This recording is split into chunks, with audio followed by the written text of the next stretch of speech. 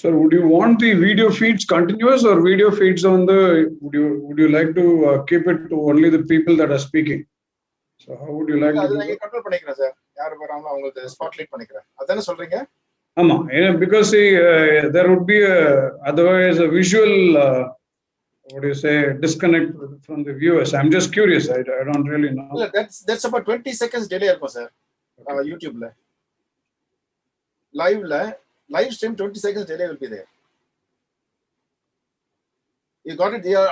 What are you asking, sir? Am I getting the call? இல்ல sir, இப்போ நான் பேசி முடிச்ச உடனே should I continue to stay on screen or should I get out so that please be on screen. You don't do anything. I will change the spotlight. Whoever is speaking, I'll change the spotlight on them. Asking if you can be camera off for some time. இல்ல yes நீங்க வெளியில போணும்னா நீங்க of பண்ணிட்டு போங்க. But otherwise you can. இல்ல வெளியில போணும் இல்ல நான் கேட்டுக்கிறேன். When you natural call anything natural call you please off and go. So I'm 2 minutes to go. I go live now because if people are YouTube live போறனால. You're live on YouTube.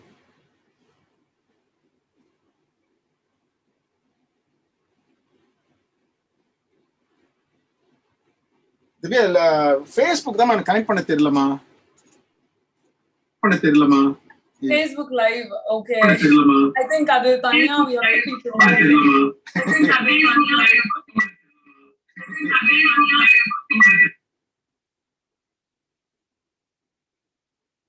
Facebook live ஓடுதா? YouTubeல வருதாமா? Divya, can you check? Which channel should I be looking at? I can probably look up. Websiteல இருக்கு, YouTubeல link கொடுத்திருக்கேன். Websiteல I'll just check. இங்க போட echo வருது எனக்கு. Hi Venu.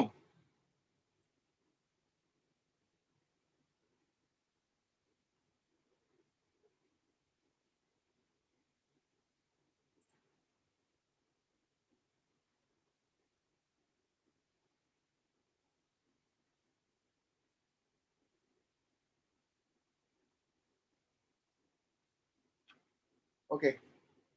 I think Maypan, welcome. So you are live on YouTube. Yes. It's on, right? Excellent. Okay. It's going to be 6:30. Abhinaya, get ready, Kana.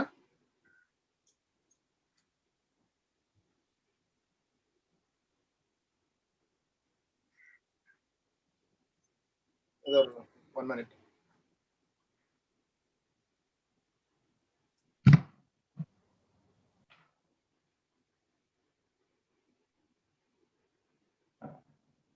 Abhinay, unmute panikana. Abhinay, unmute yourself. Yes, sir. Okay. Can we start?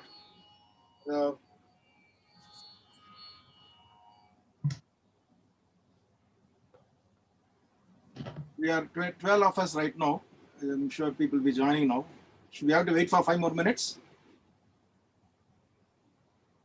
What do you say, sir? Bhavani, sir.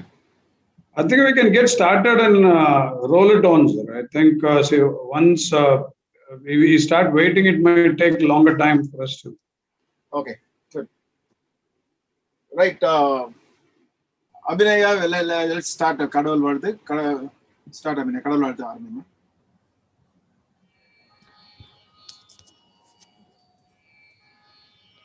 गजवदना करुणा सदना शंकर बाललंबोदर सुंदर गजवदना करुणा सदना शंकर बाललंबोदर सुंदर गजवदना करुणा सदना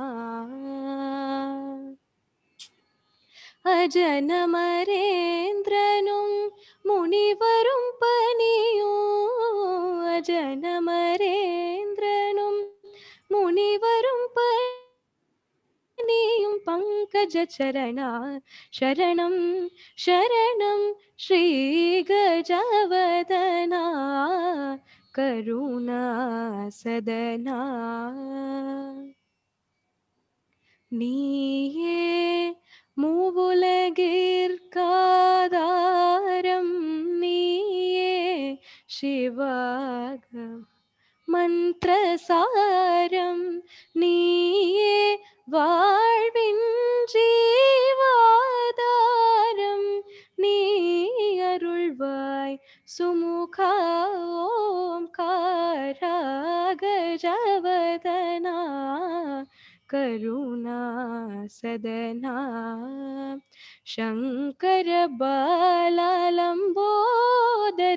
सुन्दर गजवदना करुणा सदना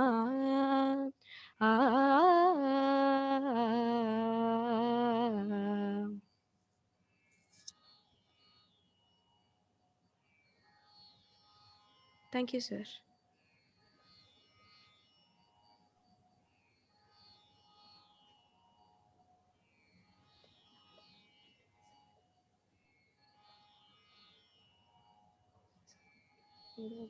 Unmute yourself, sir.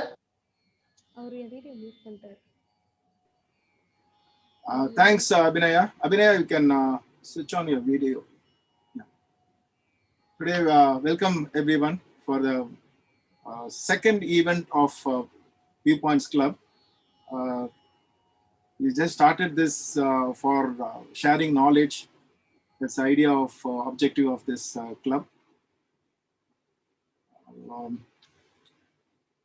We have three panelists here for the discussion today. Today, I'm going to give a very brief introduction of all the panelists. For saving time, please don't mistake me. But that doesn't mean anything less of them. They are all achieved and excelled in their own field. You'll be knowing everybody and automatically. All the profiles are, full profiles are available at the website, at our website, viewpoints.club. So you can check on that later on. First, I'll introduce Dr. Nappinai. Dr. Nappinai Saran is a PhD in psychologist with a rich experience in handling patients with psychological issues. She specializes in marital therapy. She believes rehabilitation is the key to an inclusive society. She works for medical and other colleges. She holds prestigious position for various organizations as well. Please go through her work at the viewpoints.club website and our own website for all the details about her. Next, we'll introduce Bhavani Shankar, PhD. Doctor, no need for introduction. He's a well-known person. He's a senior principal of Lalaji Memorial Omega International School now. Bhavani Shankar is a passionate and experienced educationist with a proven track record of success, working across organizations engaged in academic research, post-secondary and K-12 education.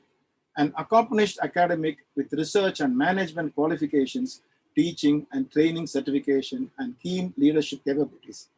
He brings with him strategic skill to seed nature and manage the change continuum in education. There are a lot more to talk about him, but due to paucity of time, I'm cutting short. I'm sorry, sir. Next comes Divya. Divya, where are you? I'm sorry. Hello. Yeah, I think now yeah, it's I forgot to do the spotting for others too. Right. Divya Swarnaraj is an young engineer, entrepreneur, and tech futurist. She's really a whiz kid to everybody. She was one of the 3 Indians to be selected to study future technology at NASA Ames, California. In when was that? 2012. 2012. She is a successful entrepreneur. I'd like to repeat that. Creating companies all over the world. In fact, she baffles me with the knowledge in every subject I converse with her, be it electronics, electrical, mechanical engineering, software, psychology, and so on. I don't know where she's got so much time to understand everything. All the best in your life, and thanks for accepting to be here and sharing your knowledge, Anna. Okay. Now, co-moderator Swapna Nair, she's with me. Let me spotlight her. Excuse me, please.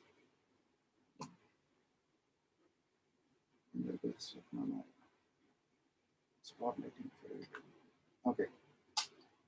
She is Swapna Nair. She is my co-moderator and future panelist too.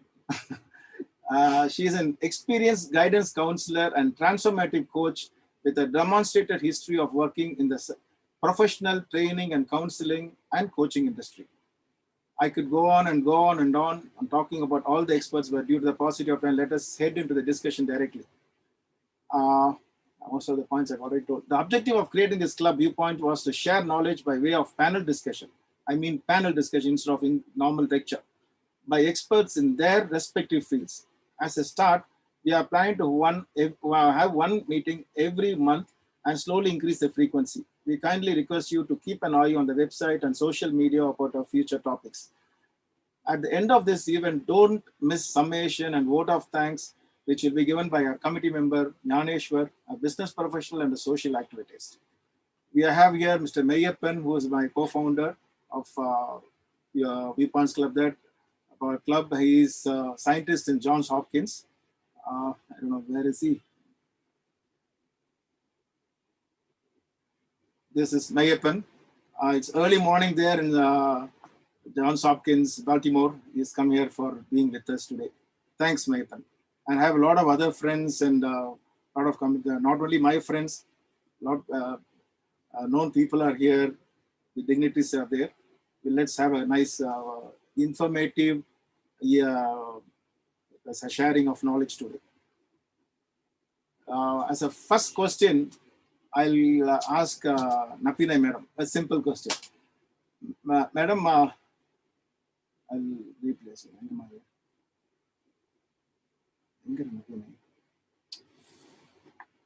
Sorry for my...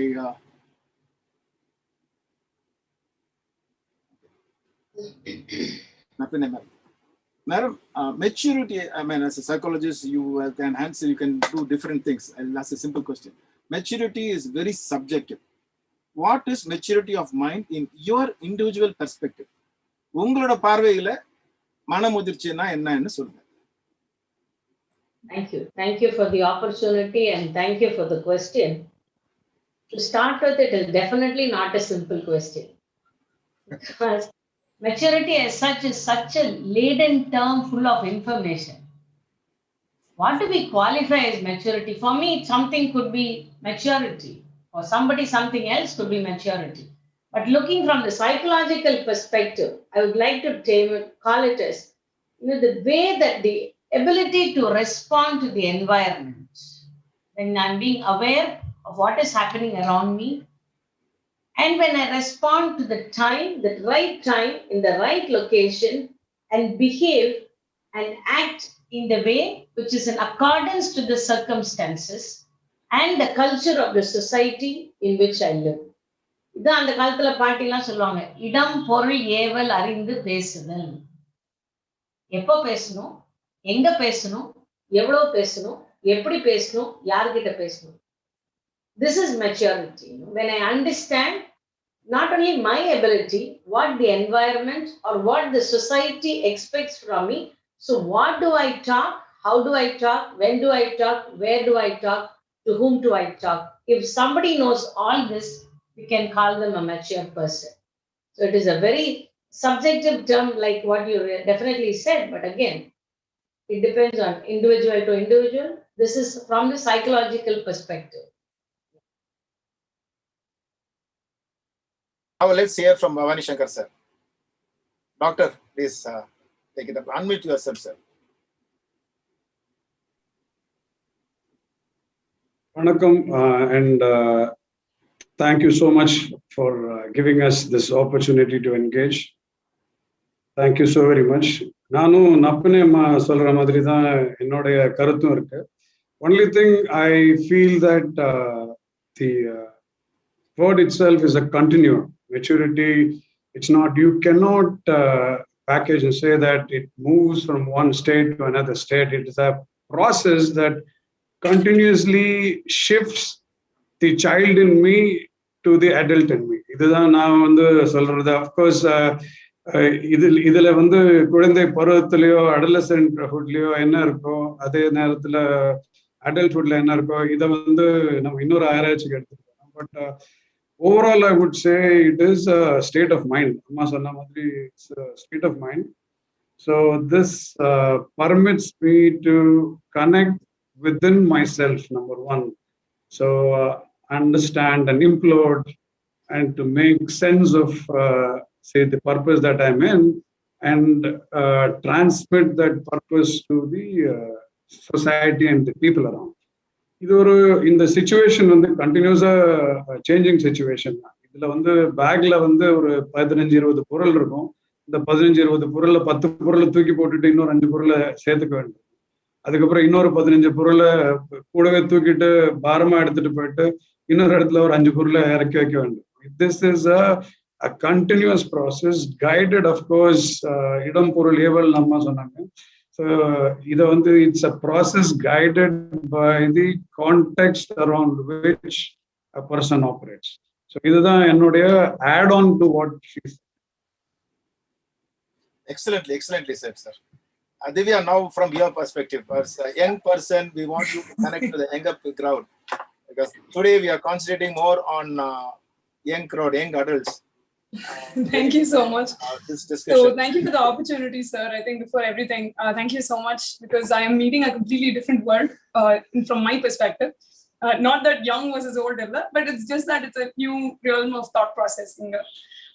I think coming third in this whole queue is both, a great, really a fun thing, because ellame sollitanga, yes, agreed to everything sollikalam. But in addition to it, if I have to add, I think I completely agree with the rest of the panel as such, Bhavani Shankar sir and Napine ma'am as well. But it's kind of, to me, it's a very abstract term, right? So maturing or maturity as such, like sir said, it's an evolution of a person as such. So in my lifetime, I evolve as well. But in certain aspects, if we look at it, it may not necessarily be a factor of age.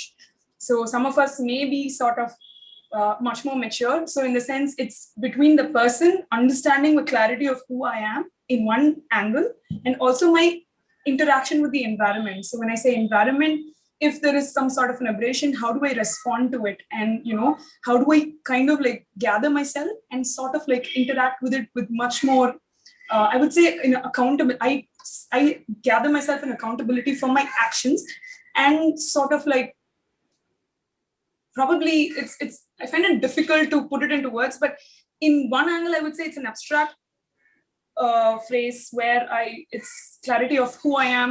It's layers and layers of understanding what I am, what I am not as well. In addition, I would probably add, my response and interaction with the environment. So I'll just keep it short and probably roll over it as, the panel discussion goes on. This is probably my introduction. I'll keep it short. Yeah. Excellent. Thanks for your viewpoint of it. I know you are a very matured girl and you'll be having a different perspective of everything. Fine. Now let's take the second question to Napine madam. Or you want to continue on this, madam? Like everybody said, it is a process. I do agree with exactly the word process and abstract. It's so true, because not everybody who's elder is mature. The term that she used is responsibility. When I take ownership of my action, that is maturity. When I can say, yes, stand up for myself or stand up for my actions, that talks about my mental maturity. Today, like Divya, I think all the youngsters are much, much matured enough, but at times I also wonder whether they're losing out on the child in them. Like sir was telling them, the child in them is evolving to an adult, but now I'm seeing the child in them is lost when they are born as a child itself. That is very pathetic. We're talking of maturing, but it is so subjective, and like she said, it's abstract. I'm seeing a different paradigm of maturity in the adults, a different paradigm of maturity in youngsters, where it is pathetic to say the child in them is slowly dying. But I don't know, as adults, if we need to take ownership of it and become more responsible in creating a safer and secure environment for the children to be children. Which I think it is the role of all of us to keep the society in such a way that this is all that you can expect from a child, and it is okay. We're not doing that. We can have an apple, we can have an orange, but we want both to taste like a mango. It is very, very unfortunate. You want this, fish to climb and fly. You want the bird to swim, and the race is always like that. So maturity, we talking of maturity somewhere. I feel we are pressurizing the children. Yeah, Ray, this is time. Yeah, you better be matured enough. It's okay. Even at this age, I doubt if I have maturity. If you ask people, I'm sure they might say, the professional front, they might say I'm a very mature person. From the familial front, if people know of Sarah, people know of my family, they'll say, oh, Array, she's a very childish girl, yeah. She's yet to be mature. I don't know how she's in the profession. So it is a term where we are qualifying ourselves when we take ownership of our behavior for whatever action. That is what I would call it more as maturity without killing the child in there. A child will come and say, yes, miss, I copied from the notebook. When you're trying to make somebody mature, no, I didn't copy, probably this is what I thought is right. We are somewhere tweaking maturity in a way where we are killing the child in them is what I personally feel. I might be wrong. I would like the others to comment on my statement. Bhavani Shankar sir, please, I'll go after you. It's easy for me to be number 3. It is emerging to be a very engaging discussion. So, இப்போ வந்து நம்ம ஒரு concept of மெச்சூரிட்டின்னு எடுத்துட்டு வந்துட்டு நம்ம வந்து என்ன சொல்றோம்னு சொன்னா நம்மளுடைய ப்ரொஃபஷனல் ஆஸ்பெக்டும் நம்மளோட பர்சனல் ஆஸ்பெக்டுமே ஒரு கான்ஃப்ளிக்ட்ல வருது. இதுல வந்து professionally mature but personally still a child. But then you can see that there is a perception bias. So, இப்போ நம்ம வந்து ஒரு பயாலஜிஸ்டாவோ அம்மா ஒரு சைக்காலஜிஸ்டாவோ சொன்னாங்கன்னு சொன்னா there is a perception bias. நான் வந்து என்ன சொல்றேன்னா as a biologist I would say, so it is a transition time from being a child to being an adult. And so therefore maturation is a process which will definitely put in a load of responsibility into the child to become an adult.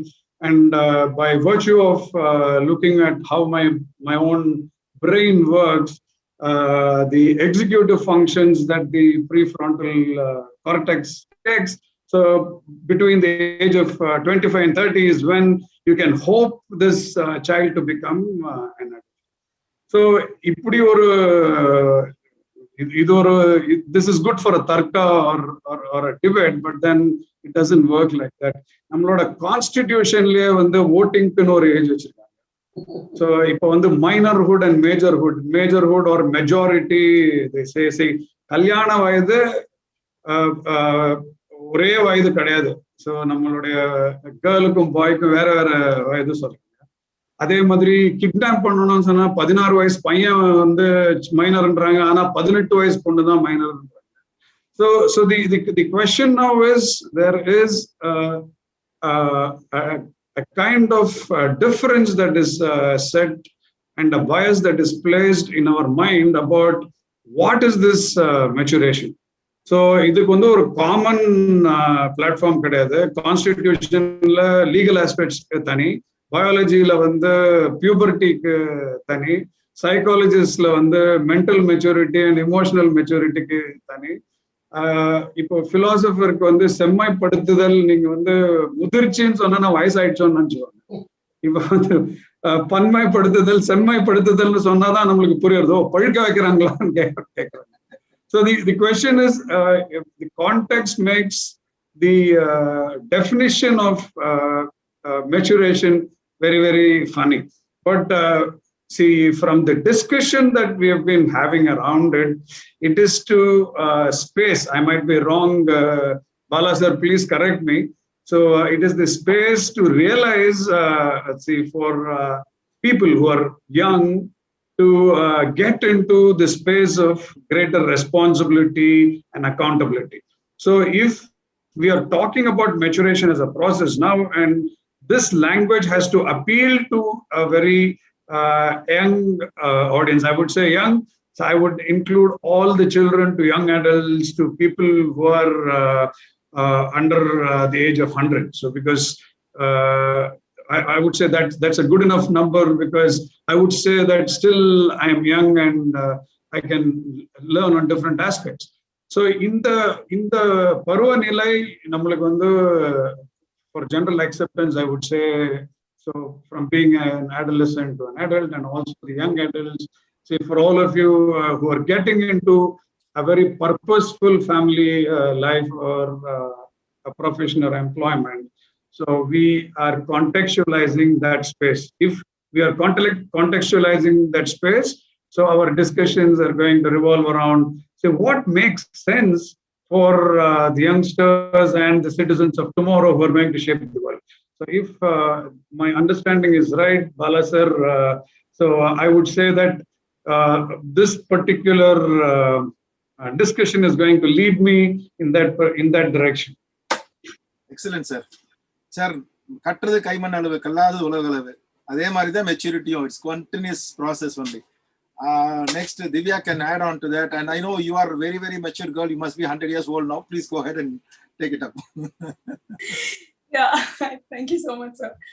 Thank you for the 100 years compliment. I take it very well. And I think there was a lot of things to unpack in this, right? So I think I'll start with what ma'am spoke about in terms of, is the child in us dying, as in the younger ones. Romma chinna vayasle we are exposed to a lot of reality that, are we really losing the child in us? I think it depends, in my opinion, because I think yes, like how ma'am said, right, there is a professional box. Like if we put boxes in things, in the world of profession, I have a certain personality in that box. Then if I look at my interaction with my very close friends, there is a different personality that comes out. Adula or a sense of innocence and that personality or expression. So my expression in different boxes with different people actually evolves. And is also very dependent, right? So when I am talking to my boss, I'm probably going to be a teacher or boss or someone senior to me. I would probably be super respectful. I would actually be very cautious of the words I use and all that. But with my friends circle, let's say for example, with people of my age, it's going to be very different. So I would probably be the child in me. I wouldn't be very aware, right? So in the sense, Roma conscious I recommend. So when I'm not conscious, there is a different personality that comes. There is the natural, there is an unfiltered version that comes in certain places, right? So in that case, then we are looking at my child in me is probably there, but only with those bunch of people. So that is a possibility for that. And also the version of me with my parents is going to be different.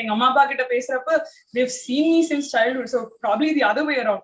So they will filter the version. Even if I am mature, they'll probably filter me out saying that, no, she's not old enough for doing all this. So that can also happen. So I think it is the interaction between two people. When we see it, different personalities emerge, different expressions of myself emerge. And through that, maybe my child in me is still alive, but it is expressed only in certain circles. Maybe this is a possibility. I think that was one. Second, sir spoke about, I think, aging as such, right? So he spoke about how aging, like he rightly said, the prefrontal cortex, which is here, the brain's prefrontal cortex area, sort of the gray matter develop, it takes till 25 years as per neuroscience. So then why do we wait? It means that I can make decisions better as per the literature. I could be wrong, please correct me, sir. So in that case, my decision-making process or the ability to sort of like comprehend as well as make decisions is much better because the gray matter is a filter. So my reaction goes down. My response includes my ability to process things. So adichone thirumi adika chinna vayasula kovam varum. But adhe vandu enakku konjam naal aga I would probably say thirumi adicha thirumi enak thirumi problem varungiradha I would know. So then what will happen? Okay, wait, how else can I handle it? Abdingra or option irukkungiradhu that prefrontal cortex or whatever that age profile can actually say.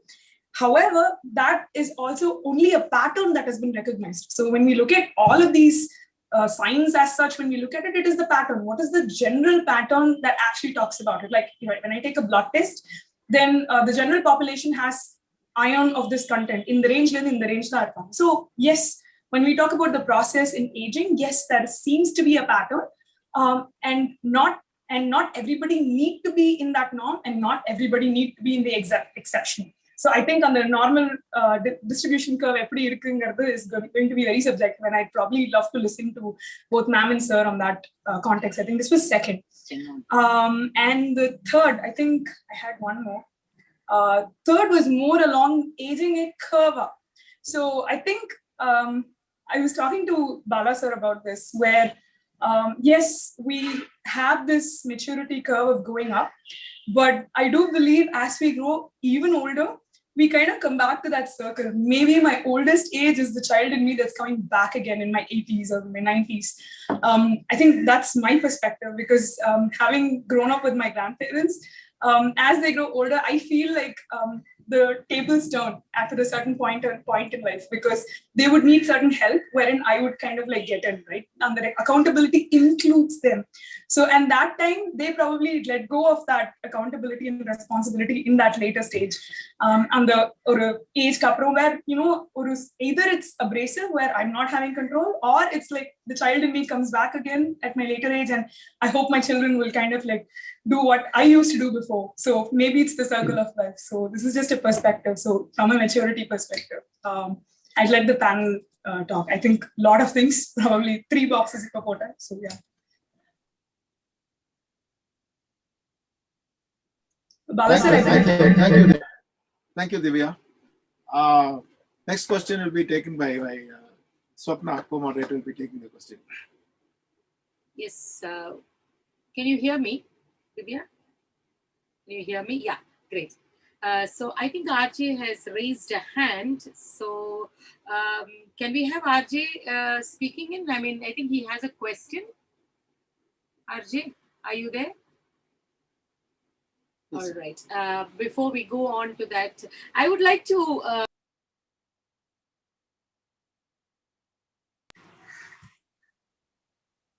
Ma'am, actually, you went on mute back again. Mrs. Nair, I think you actually went on mute. Yeah. all right. Can you hear me now? Now am I audible? Yes.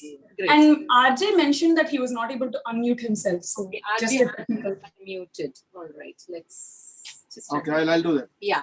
So I would like Vijesh Gargji, retired from Navy, top naval officer who's been in the war front as well as a civilian now after retirement. I think he's been into these kind of trainings where he's talked about maturing of mind. So I would like his viewpoint here. Vijeshji, if you could just add on to this. Vijesh Garg. No, I'm not getting his name. Garg. He's Garg. Yeah. Sorry, they're just unmuting you. Yes. So unmute yourself, sir. Mr. Garg, unmute yourself, sir. Vijeshji, can you unmute? Yes. Yes, sir.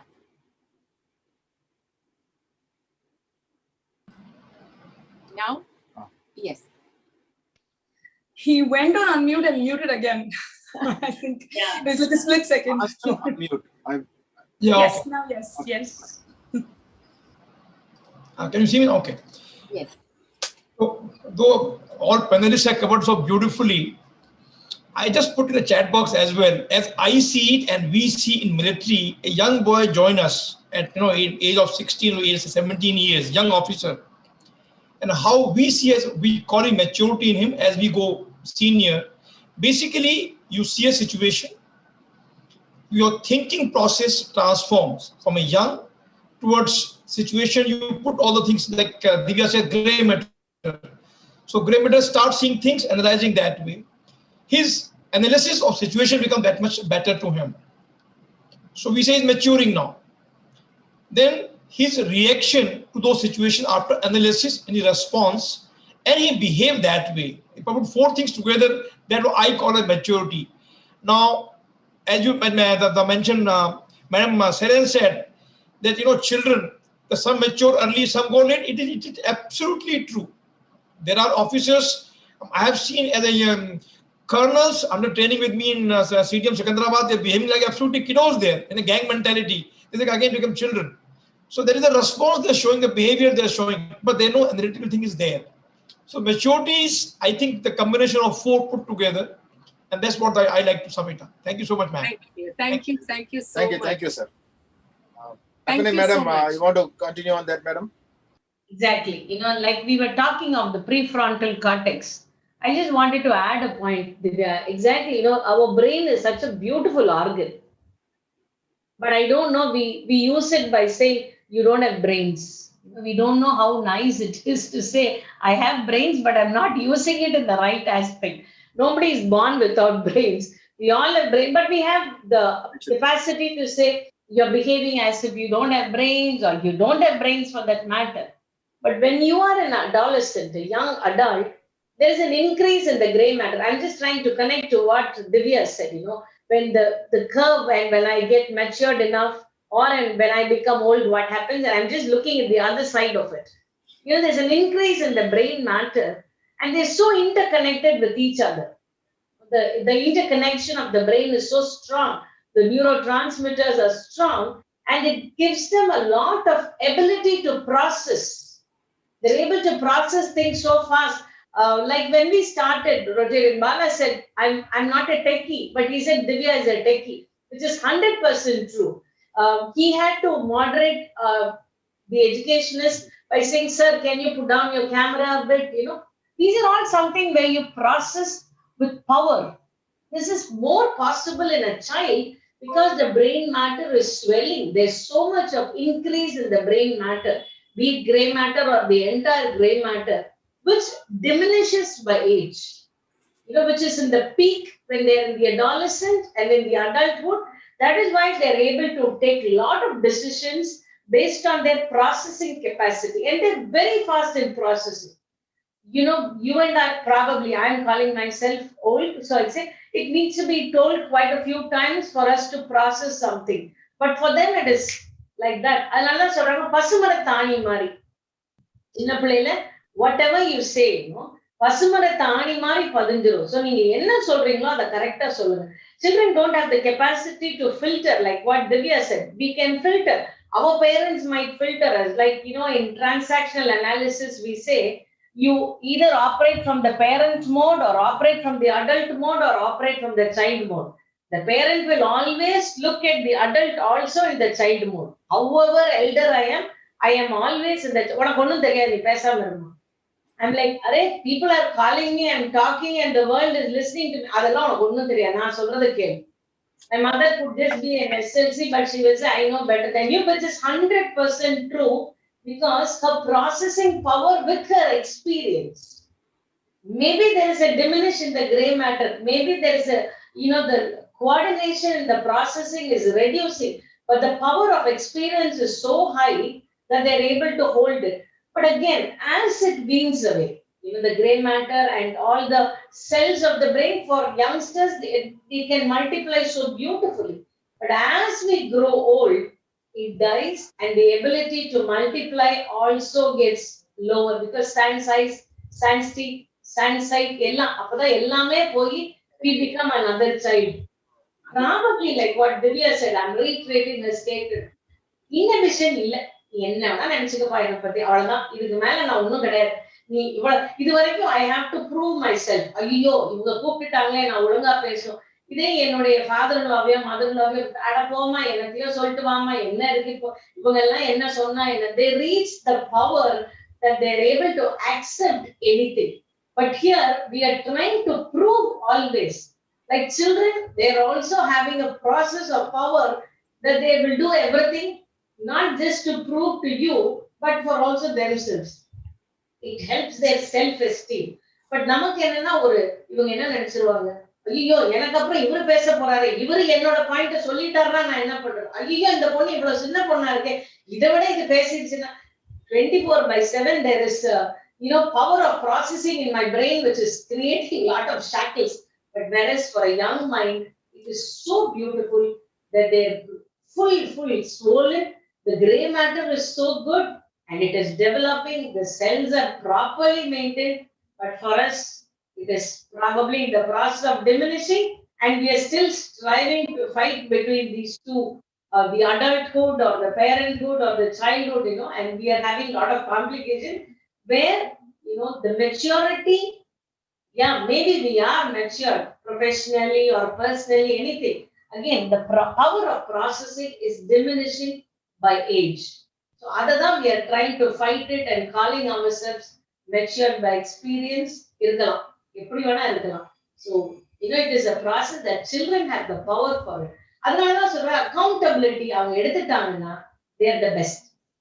Because they have the power of processing. உன்னே ஆமா தெரியாம பண்ணிட்டேன், I will not do it. அந்த responsibility and accountability வந்துச்சுன்னா, they are excellent individuals. அவங்க இல்லைன்னா நம்ம இல்லை sir. We learn a lot through children. It's not only me. அந்த காலத்திலே தகப்பன் சாமின்னு ரொம்ப அழகா முருகர் சொல்லி சிவன் கேட்டுக்கிட்டார். அதுதான் நமக்கு. We are all learning from our children. I think, I don't know if I'm telling it correctly. Every child is the father. That's what it says. I'm not able to get, my father used to statement though. Every child is the father of a man. Exactly. And thank you, Prema. Every child is the father of a man in the Mari. We're all learning from children because they have the power of processing with the enriched brain. Yeah. So, as an educationist and Divya, I'm willing to hear from both of you. I know you can add on more. Thank you. Thanks. Excellently said, ma'am. Sir, you want to add, and Divya also is there. Tamanshekar, take it up, sir. Sir, two or three things. Now, one is a counterintuitive and a flipped side the presence. Now, what I'm trying to also ask the emergent adults and the youngsters to think about is, say, shaping what we call pro-social or pro-emotional behavior as they grow up. இப்போ வந்து ஒரு 14லேருந்து 19-20 வயசு வரைக்கும் risk டேக்கிங்னு ஒன்று நம்ம சொல்றோம். ஏன் வந்து நிறைய ரிஸ்க்ஸ் எடுத்துக்கிறாங்க. சரி, இன்னொன்று என்ன பார்க்குறோம்னு சொன்னோம்னா, எனக்கு வந்து தகுதிகளும் என்னுடைய என்ன சொல்றது மனப்பக்குவமும் இல்லாட்டி உடம்பால எனக்கு வர மெச்சூரிட்டியோ வந்து எல்லாருக்கும் ஒரே நேரத்தில் வருது. So we know that an onset of puberty can be as early as about 9-10 years or as late as 14-15 years.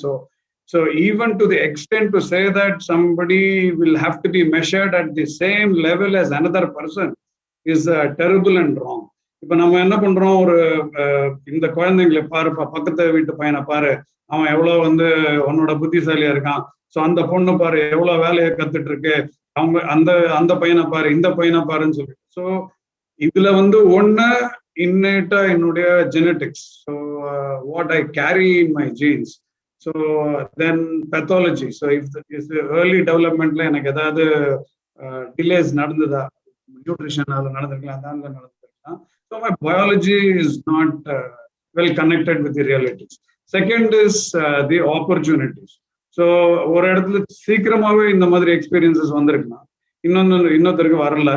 இப்போ வந்து எல்லாருக்குமே தெரியும், இப்போ ஒரு டாக்ஸி டிரைவருக்கு வந்து ஸ்பேஷியல் இன்டெலிஜென்ஸ் வளர்ந்துட்டே போகுது. அவர் வந்து 30 வயசுல தான் ஓட்டலாம், அவர் 25 வயசு வரைக்கும் அந்த இன்டெலிஜென்ஸ் இருந்திருக்காரு. So from the time that he starts driving a taxi, so he has a mental map and an orientation which is possibly not in his Google map madri avar vandu navigate pannittu poga mudiyadhu. So to say that over a period of time that the brain kills itself may also not be true, because it might find new paths.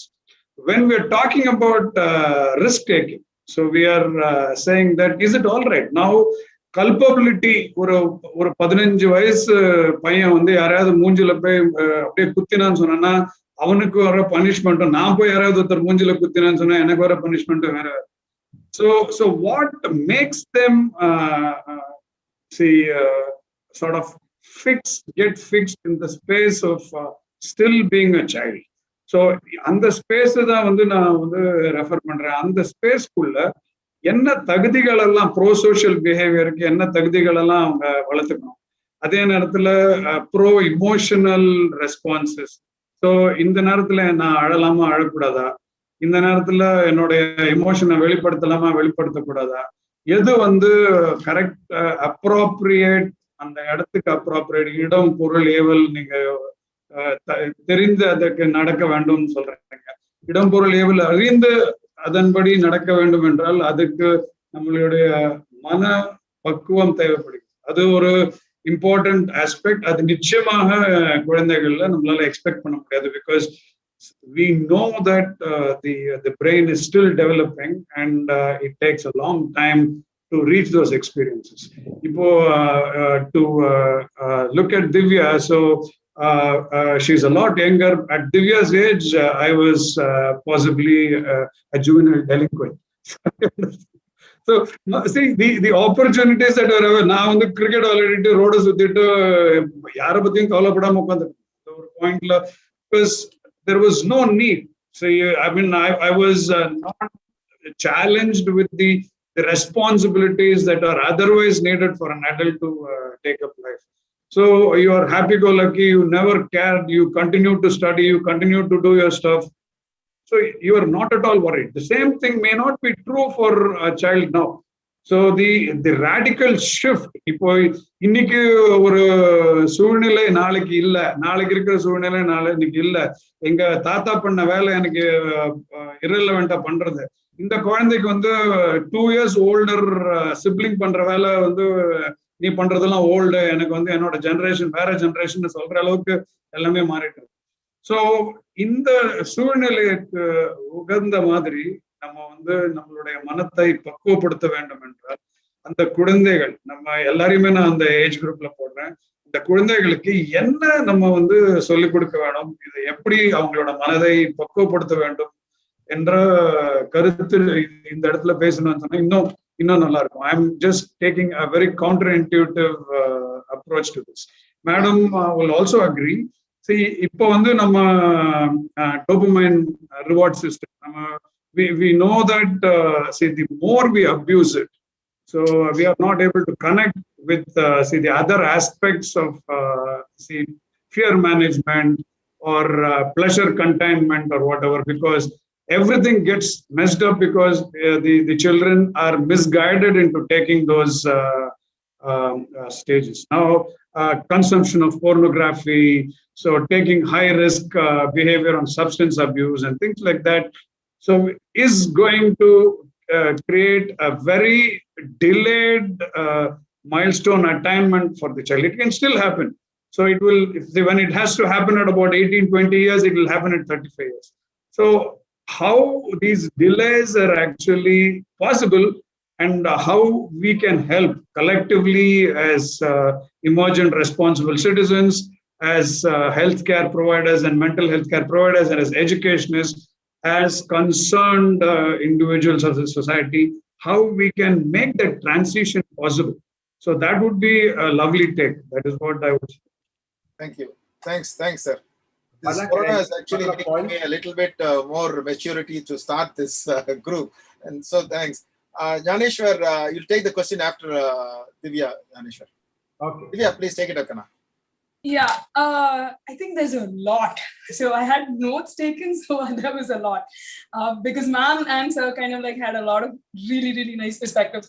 I just wanted to add a couple of things. So I think one common thing I think ma'am and sir kind of pointed out was the exposure, right?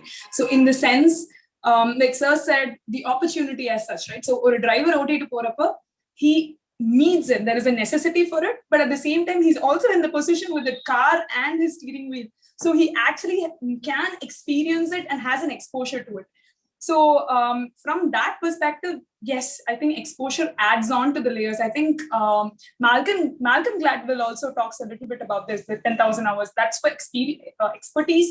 However, there's another book called Blink, I suppose. I forget the name of the book, but he talks about the same thing where sometimes on the intuition earlier. So in certain aspects, I should do this, I should not do this. And the intuition could very well be built. There is a possibility that it could be built based on the exposure that this child or this person or this growing human being as such gets to interact or gets to learn from. And the opportunity, excuse me, and the opportunity, like I think sir said, is kind of adds to the layers of, the aspect of maturity, if that is technically what we are calling it as maturity. I think that was one commonality. And the second, I think ma'am was talking about the elasticity of the child's brain, right? Elasticity as such, the brain can absorb so much more when I'm a child, because again, I'm again having a no filter layer, right? So I can immediately say, if I'm an adult, let's say someone is coming to tell me this, two things happen. One, I think let's assume I'm in my much senior position. Two things happen. One, even if or experience, what else, I probably may know better than this person. I would ignore certain things. But as a child, you know that everything is new. So on the newness, probably, again, that exposure in that newness, if we add it, and the elastic mind can actually register a lot more. And the second thing is excitement. I think the one aspect that most of us, I believe this personally, that the minute you get excited about something, you automatically get that absorption quotient. So, and the elasticity could have factors ranging from, curiosity to repetition. So when I grow old, I may get bored with things that, like, for example, technical, I can say I am old, I really am not, old enough to do it. So I've already created a filter in my head. So in a sense, filter is or sort of like, repulsion to the concept of learning something that is sort of I'm not excited about. But when I'm a 4-year-old or a 10-year-old, or even, in my adolescence, I'm kind of curious. For example, I think I got very, excited when I opened my first bank account, and I was like, oh wow, okay, I can do this, I can do that. So that experience or the excitement, the emotional quotient to it also adds to our sense, and the sense of absorption. So on the absorption adds to the experience, and the experience, certain point of time, if it is like a cup, and the cup either expand the cup so that more things can be added, and the exposure as such, so that, and the maturity as such, is also allowed to grow even in my old age. But on the other side, when I'm young, I think on the adolescence age, like sir was talking about, the adrenaline high risk habits that I might kind of like walk through, right? When I'm a teenager, I'm curious because I want to be respected as an adult. But it's kind of like, I think there's this famous song which actually says, I'm not a girl, I'm not yet a woman, or a famous song. So adu madri, it's like my aspiration is to be adult. When I become an adult, yes, I want to be a child. That's a different story. But on the other hand, if we look at it, the aspiration is that I want to prove, like ma'am said, the idea, the image of myself. I want everybody to have this image that I am actually a matured person with this capability. So on the rush, sorry, I think so. Sorry, I got distracted a little bit. So this is what happens when we are young. So we do absorb a lot, including the distractions. So yes, so in that aspect, my image of myself, I'm trying to prove to the world. So as I'm kind of like aggressively going towards that, I might walk into all sorts of distractive habits, right? Which could range from all sorts of adrenaline rushes, high risk, dopamine high. I think rather than the dopamine high, I think the anticipation of the dopamine high is what most of us go for. Like I might remember that one experience where I felt good, and I'll follow that. I'll try to get on the anticipation to it is what will drive me to do even worse things sometimes. So that's one box. I'll probably, it's a different, I think Pandora's box to open. So I'll probably box it there. So on the oru part, setting aside, I think Sir spoke, next topic was more along what Sir spoke about pathology and genetics as such. Maturity as an acceptable behavior. So I'll come back to it. I'm sorry. I'll finish this line. So pathology and genetics, I think that's a very complicated space as such, because genetics as such, it's a very highly debated space, because intelligence, I think, of course, we are trying to do the gene editing part and all that. So we are trying to identify. I've taken a 23andMe test and tried to see what kind of gene I have, SNP genes as such, snippets as such. And I know there is a sprinter gene, but there is no specific intelligence gene or maturity gene as such today, right? So I don't know. So I'm going to be a little, I'm going to distinct myself a little from the genetic angle, because that's just my take on things, because it's very difficult, because in genetics as such, the bioinformatics world just tries to understand a pattern. Out of 100 samples of genes or DNA samples that I take, அதுல வந்து if 90 of them show that இவங்கெல்லாம் IQ high-ஆ இருக்கு அப்படின்னா அவங்களுக்கு எந்த ஜீன்ல வந்து கரெக்டா இருக்குன்னு they try to interpret. So on the pattern recognition can be right or wrong. But meanwhile, what like ma'am said, the neurotransmitter, that side of things can be at least proven as such through experiments. But in this again is a little fuzzy space. I would probably distance myself from that. But apart from this, I wanted to post, like just like Sir spoke about, in a young age, how do I mature? The process, as well as the adrenaline aspects, and also the personality development towards maturity. Eppadi pannalam அப்படிங்கற angle. In addition to it, I would actually ask the panel as well as everybody else this question: is there a gender connection to maturity? In the sense, like ma'am said, and Sir also mentioned the legal angle, where women are given a lower marital age bar, whereas men are given a little higher. So is there a gender angle to it? Do women mature quicker than the men? That's a question. I don't know. And the second question I want to throw is technology as such, because I think that's one wide, I think, elephant in the room that we might have to address, which is when I look in my phone, my image of myself is built from my Instagram profiles or my Facebook profiles or my Twitter feeds. And what do people think of me? Am I cool? Am I respected? So all of those images are also evolving on one side, but social interaction is going very textual in a non-verbal space. So how are we looking at maturity in that angle, right? So, and also it's going to be very significantly important, because a teenage, if I have to make it public, the kind of text messages I sent or my perspectives in my teenage, and if it is going to be recorded all through the history, my evolution as such, for me, I would take it. But what about the rest of the world? If I want to erase my teenage nonsensical behavior, I may not have a chance. I may or may not have a chance. So from a technology's perspective, it has an emotional impact on me, because if someone posts something bad about me publicly online in a common friends platform, and say in Instagram or anywhere in social media, then that actually does have an impact on me. So in that scale, what are we talking about in the maturity angle, right? And the emotional stability. And I think the third question I had was, I think, again, it's a lot to unpack again, adversity. So does an early adversity give me a chance to mature early? Like Sir said, when there is no necessity, I have a happy childhood. Why should I mature young? Does it have to do with, my family circumstances are so difficult that I have to grow up early? So maybe that pushed me to mature faster and lose my childhood earlier, and the exposure actually go on. Sorry. I think I had written a lot of things. I'll wrap it up. And just like Sir said, the qualities as to what we really need and things like that, I'll probably wrap up this. Thank you for reminding on the time. Please do cut me. I have a lot of divergent thoughts. Yes. Excellent. You got so much to say, Divya. But let's hear others' views also. Gnaneshwar, you have something to say, Gnaneshwar? Yes. So in our quest to understand what maturity is, are we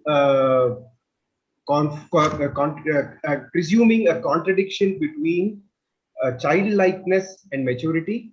I don't think that it is a contradiction at all. If you associate a young person with excitement, curiosity, and these two important features, then you can be excited and curious even at a quite advanced age. So you need, like Steve Jobs said, stay hungry and stay foolish. That is a recipe for success.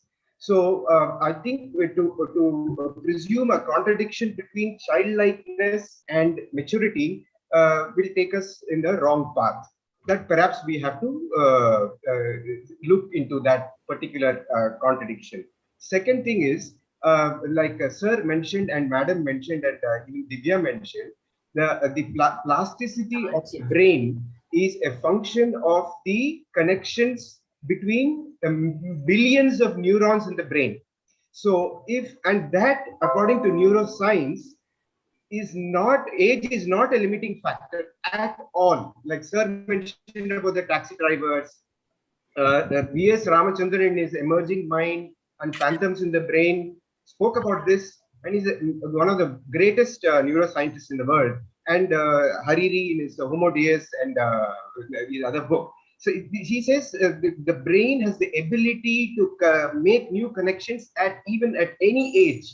So it is like Bhavani Shankar sir said, it's a continuous process.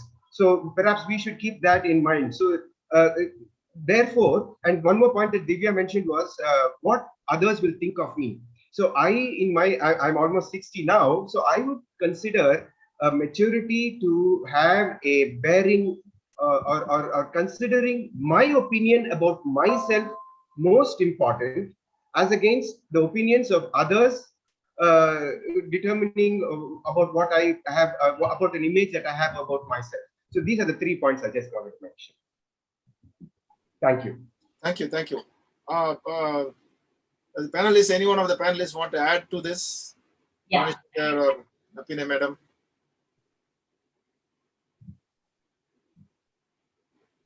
I think sir perfectly mentioned it. I don't have anything to add. We'll take the question. From my audience, there's a question. Our Prema madam has given some question. Take it up. Yes. Yeah, RJ wanted to ask. Prema, sure.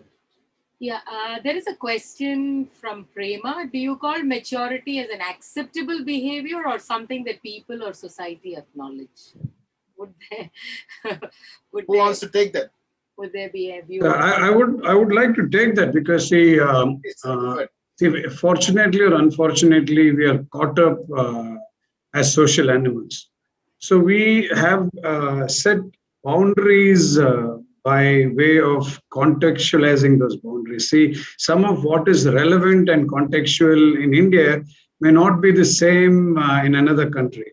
So I would definitely put a lot of value to the social relevance of say our behavior. So within your own, so I'm a great bathroom singer. So I might be jumping around in the bathroom and doing things, and that would make me happy. But I can't do the same thing in a societal space. No, the society dictates, the social elements dictates first. See what is appropriate and what is not appropriate.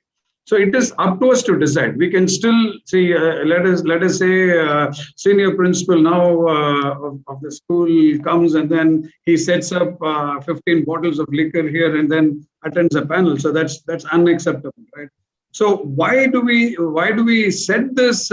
Is because we believe that we are a part of a larger societal framework, and whatever is relevant, say as behavior and acceptable as behavior is fashioned and imitated in that particular space. Over a period of time, this imitation is internalized, and that becomes a way of practice.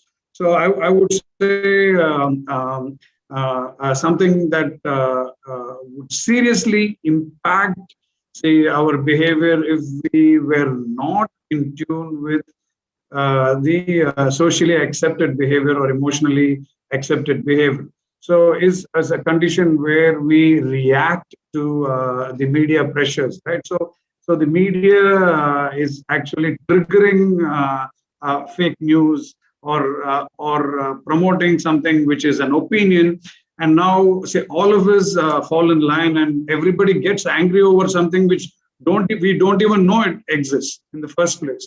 And we demonstrate that anger in passing on our continuous opinions. So, see, the opinion could be very, very intellectual or set to the academic space. However, we don't do that. We just say that this person is an idiot. This person has no right to live. This person has to be hanged. Now, so these are personal assaults. I would say how such behaviors are unacceptable because they are not confining us to any kind of relevance. It's only making people take sides and then start debating about things. So, and intellectually, I mean, nothing comes out of it. No? At the end of it, it's just an intellectual waste. So I just want to add on something about the looks. Interestingly, when I started off on a particular day, when I just asked my wife, say, I mean, prim and proper and how I look, I mean, she said, like, hey, nee vayasukku vandana varala. So you understand. So it's done and dusted. So beyond a point, say there are certain significant, let us say, social relevances, and accordingly you go ahead and present yourself. Say, what is the guarantee that I am not wearing a pair of boxers or shorts and sitting, because see, the only my top shows to the entire screen. So this is a curious question which we can pose to one another. But would you dare do that? So it's you wouldn't do it, right? So see, now if you're asking me if it is relevant, yes, absolutely it is relevant, because you can't go ahead and mess around, say making, see, otherwise people will say that this guy is making a fool of himself. You understand? It's not because they need to be judgmental on me, because that is an accepted behavior. You wouldn't do it in a temple. You wouldn't do it to a court. You wouldn't do it when, say, there are some things like that formally dressed. So you wouldn't do that, right? So you're practicing the social norms. I would say, yes, please. So we are social animals, and we have a responsibility to the community and the society as well. Right. Can I counter, add a little bit of a controversial point on that? Make it short, but a lot of questions from the yes, audience, so make it yes, short. I'll make it very short, because socially accepted behavior is also a moving target. That's one thing I wanted to sort of like put it, because what's good in 1950s need not necessarily be the norm of 2021. So that is also a moving target. And second, in some cases, it does, even when a mature mind can question the norm. So I just wanted to add that, because I think the rebel in me is kind of like peeking up and saying that should be noted. That's it. Okay. There was a question asking about, risk-taking behavior, and I think Sir was also talking about it. I just wanted to highlight a few on that, and just one point about what Mr. Ganesh told about Ramchandran Sir's book. Exactly, neuroplasticity. Today we say, if one part of the brain is affected, initially we thought we can't do anything with that. If they lose the Broca's area, they can't talk. That is what we believe. But today they say, stimulate the neighboring area so that takes over what this part of the brain was supposed to do. So even when they grow old, we are still having probabilities. To add on the point about maturity and impulsive behavior, something we were talking about. Exactly, impulsive behavior is more prevalent among youngsters or among people who are yet to mature mentally. When I say mentally, I'm talking of intellectual maturity, because when you're not mature, be it an adult, be it a youngster, be it a child, I'm talking holistically, you start looking at situations emotionally. You don't look at situations intellectually. I'm sorry, I'm not to look at things very rationally. I'm not appreciating that. Neither am I appreciating looking everything emotionally. It needs to be a combination of both. That is called as the wise mind. You look from the intellectual mind and from the emotional mind, take little of both and have a wise mind where you can think on these lines. But unfortunately, when somebody is not mature, they get into an impulsive mode where there is a lot of novelty seeking.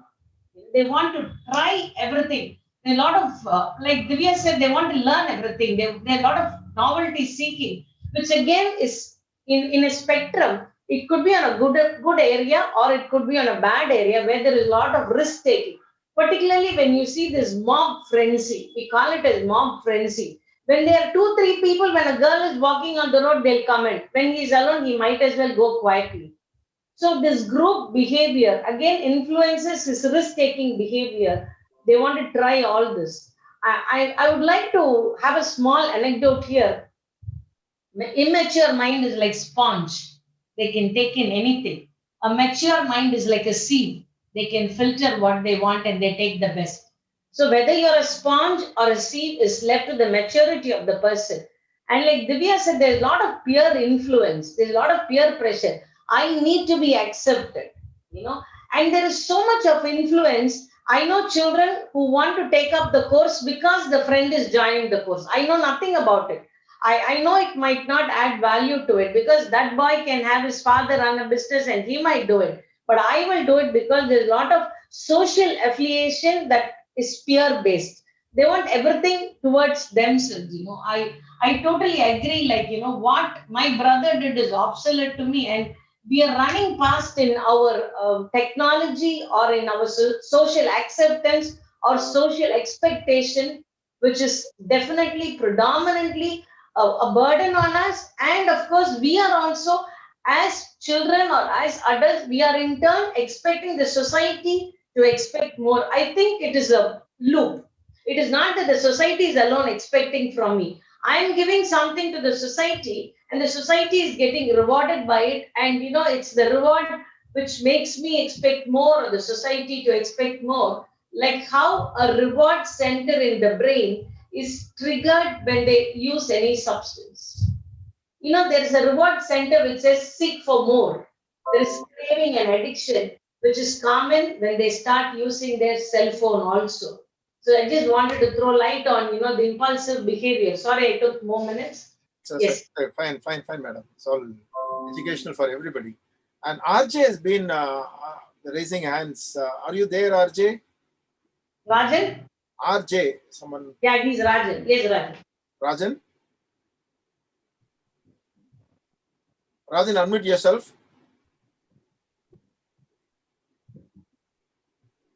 Hello. Yeah, can you guys hear me now? Wonderful. Yeah, we switch on the video if possible. I am in a position where I'm unable to, sir. Otherwise, I would that doesn't matter. turn the video on. Go ahead. Thank you. So first of all, thanks for the panelists to throwing light on a wide variety of areas, because I am at an age where all of my friends have had a baby with a year or two, and they are all on this stage. They are all at the learning stages now. So we are all pretty much new to raising a baby, and we are all looking for avenues to find and learn more about it. So now talking about maturity here, one of the major concerns that we all, when we sit together and discuss, is that we all had, or during our childhood days, we all developed a little bit of moral compass, which helped us, which was developed from hearing stories, hearing morals, hearing advices, hearing from neighbors, hearing from grandparents, and everybody around us. Unfortunately, under current circumstances, the moral compass for the young children is actually missing. And the like Bhavani sir just mentioned like a minute or two back, they are getting so much influenced by the media and the social that's around them. Their moral compass itself gets set at a very different angle. When I say it's at a different angle, I mean that the percentage of depression, the percentage of suicide rates are going high. So how do we address this problem primarily? That's my question to the panel. Yeah, panelists, one of you can take it. Raj, if it's okay. See, you started off saying that you're entering parenthood, right? See, what did our parents do? So let us quickly go on a reflective mode. So I think one is that they gave us abundant time.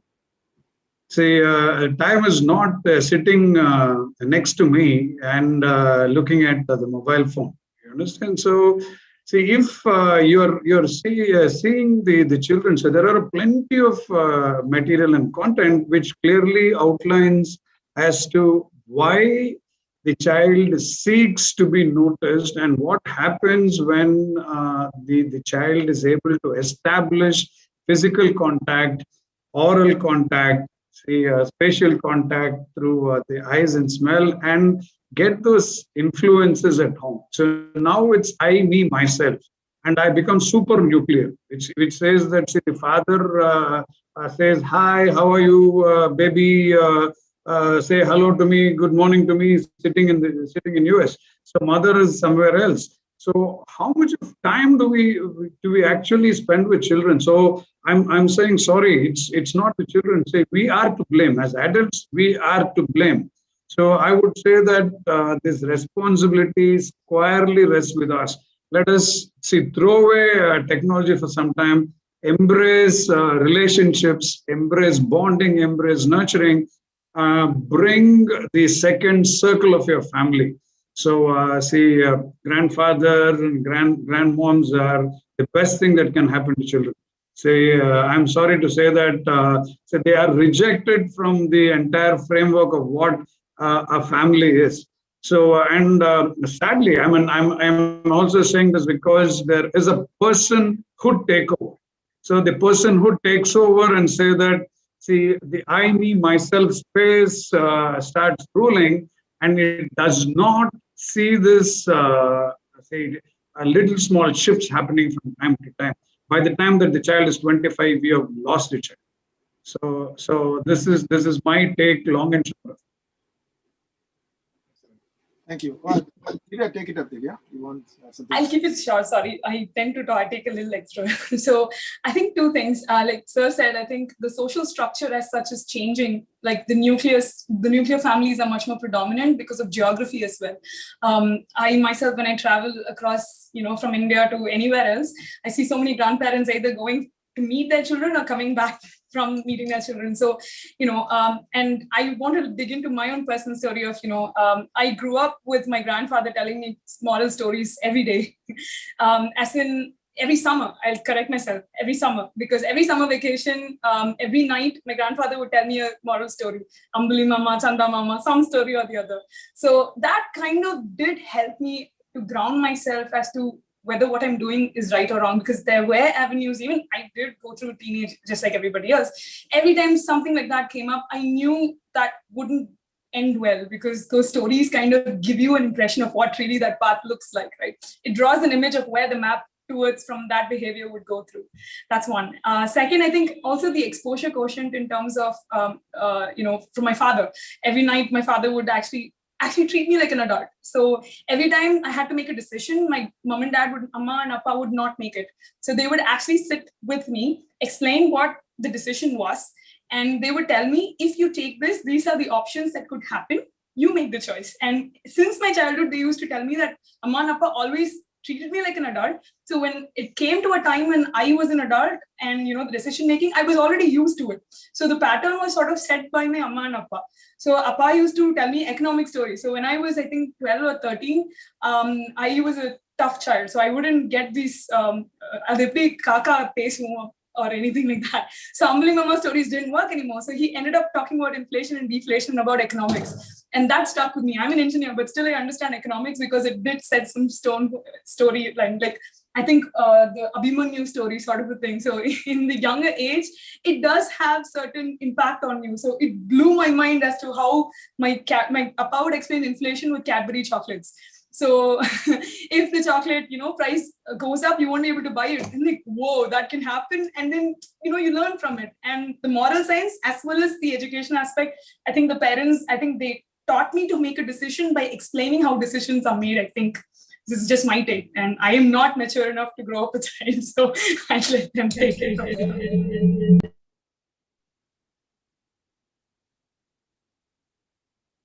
I'd love to hear what ma'am says as well, maybe.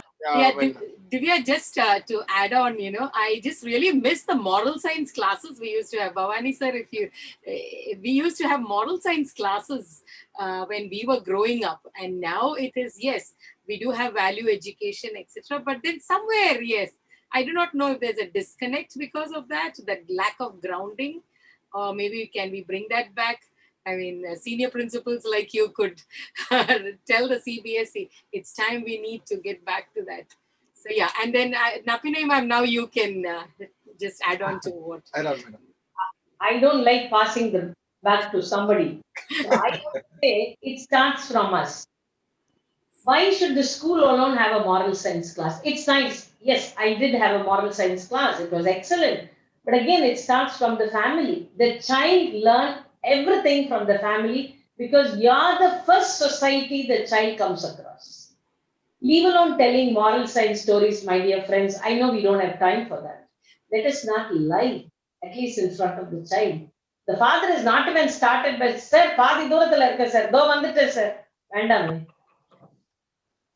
Accepting a mistake. Yes, இன்னைக்கு சாம்பார்ல உப்பு போடலப்பா, சாரிப்பா, தெரியாம பண்ணிட்டேன், நாளையில இருந்து ஒழுங்கா போடுறேன். easy, acceptance, not lying. Your child is modeling you. இது நம்ம எல்லாரும் பார்த்திருப்போம். அந்த குழந்தை வந்து அப்பா மாதிரி லுங்கி கட்டிக்கும், அப்பா மாதிரி பேப்பர் படிக்கிறேன், சிகரெட் பிடிக்கிறேன், அம்மா மாதிரி ஒரு துப்பட்டாவை எடுத்து போட்டுக்கிட்டு, இல்ல அந்த துப்பட்டாவே ஒரு முடி மாதிரி இப்படி வச்சுட்டு ரொம்ப அழகா she will try cooking and all that. But what are we teaching the child? You don't even have to sit the child and talk to the child and give her moral science because you don't have time. Neither do we know moral science stories, or the child is not willing to listen to us. Be it anything, but action. Action speaks more than words. நீங்க உண்மையா இருங்க. நீங்க உங்க வீட்டுல வேலை செய்யறவங்க கிட்ட மரியாதையா நடத்துங்க. வாங்கம்மா போங்கம்மான்னு சொல்லி பாருங்களேன். The child learns to respect. இதுக்கு தாத்தா வேண்டாம், பாட்டி வேண்டாம், moral science class வேண்டாம். ஆனா நான் இது எதையுமே செய்ய மாட்டேன். My child should be the best in class by education. My child should go abroad and earn in dollars or in pounds and take care of me at my old age. என்னையா அது?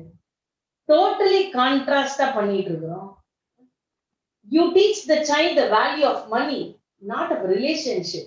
But you expect the child to understand relationship and respect you. We are giving a discrepant value. எனக்கு தெரிஞ்சு I am not what I am, but I want you to be the best.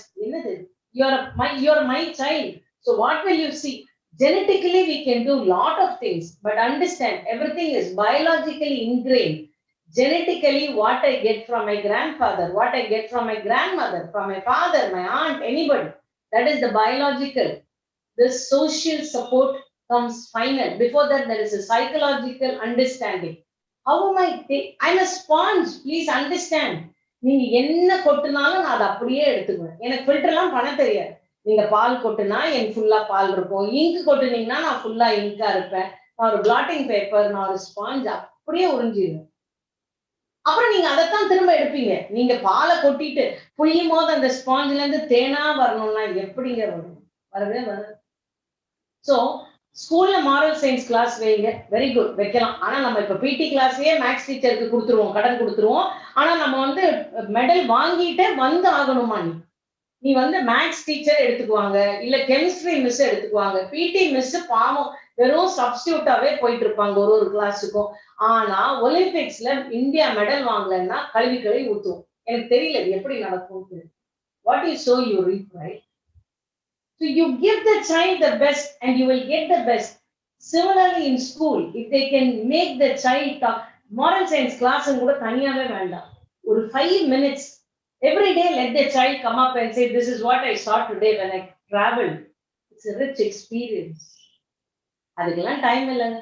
Mark வேணும், 100% result. Again பாலை ஊத்துவோம், வரும்போது தேனாரா பாயணும், இல்ல குப்பையை கொட்டுவோம், வரும்போது மாணிக்கமா வரணும். தெரியல இந்த லாஜிக், இந்த கனெக்ஷன் யாராவது கண்டுபிடிச்ச ஒரு சயின்டிஸ்ட் சொன்னாங்கன்னா kudos to them. That's just my take on it. Correct, ma'am. Just as you say, learning begins at home. Anything begins at home. Like charity begins at home, learning begins at home. And yes, a large part of children are in school. So I think like a village, it requires a village to raise a child. So everyone is responsible, and of course, self-responsibility. That's great. We did have one more question from the audience. 2 questions which you've actually already answered. Whether somebody can be, whether maturing of mind is innate or learned, that has been answered. Whether it is spontaneous. Someone wanted to know, is it spontaneous? Like, in the sense, if one is matured, then will it stop spontaneity? Do we have to keep adjusting to others? Will it kill our creativity? That is one question. So we would like you all to just answer that. Anyone? Bhavani sir, you could start. That's an excellent question. See, one, I would say spontaneity is something that emerges out of a particular emotional need at that point in time. So it could be measured as a quick but your innate response to a particular situation. I might jump with joy when I see my daughter, and that is spontaneity, and that does not stop me from being mature. I would definitely jump. I mean, even when she's walking down, if there's a distance, I will be running towards her to hug her. So that's spontaneity. See, I say, where is a question of maturity or creativity? It does not curb creativity. So we are saying that, see, how I conduct myself in a particular environment. Now, let us say that, I hear very painful news, especially when I'm, let's say, in the middle of a particular meeting. So, see, in my personal space, I would be sobbing. But then, say, in this particular space, the space does not permit me. I mean, say, I would have to excuse myself and say that, see, something, very significantly big has come. I might, see, at that point in time, deceit. I would say deceit is something that is used as a tool for pro-social and say pro-emotional behavior. I know that particular emotion is a fake. I know that emotion is wrong, but that emotion is relevant to that particular space. I am saying, say, this because all of us are confronted by this kind of a challenge. Let's say that would being mature mean that it stops from being who you are? No, it is not. So it doesn't stop anybody from being who they are.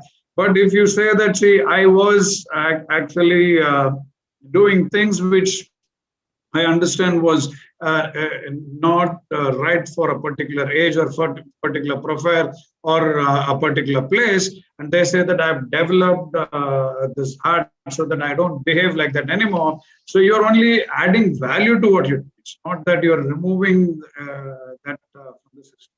See, there are, father always said, then this has been handed down.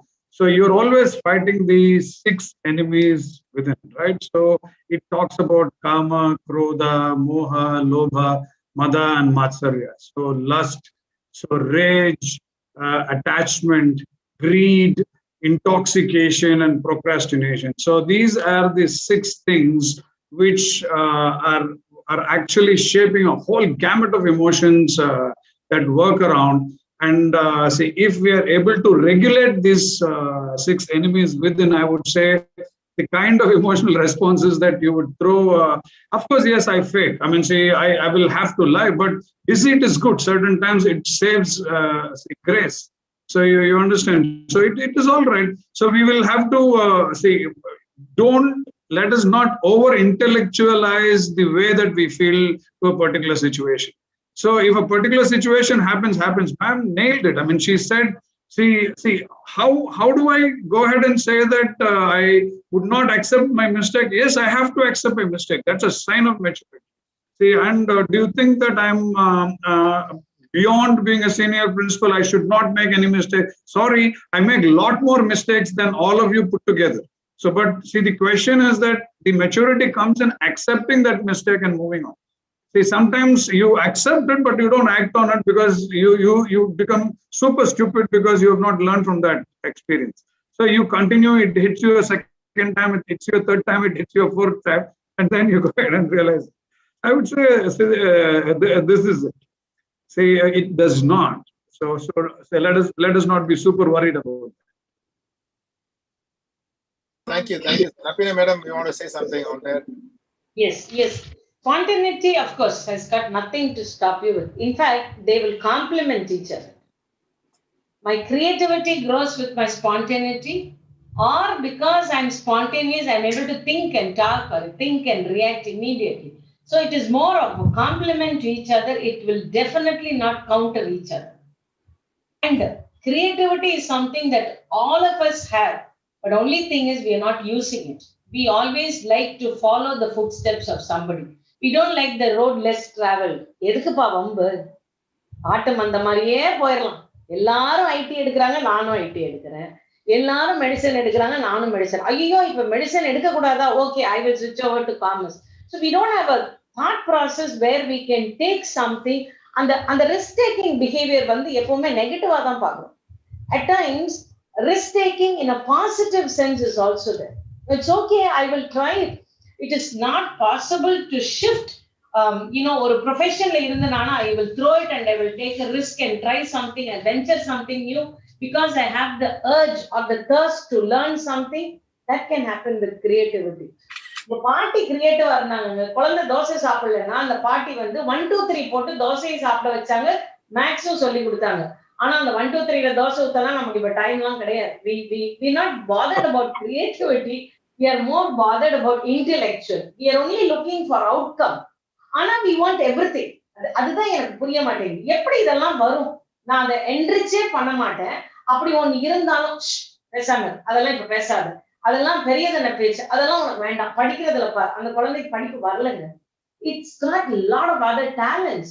No, but I want you to be class first. Every child, sir, Bhavani sir, I think you must only talk about this.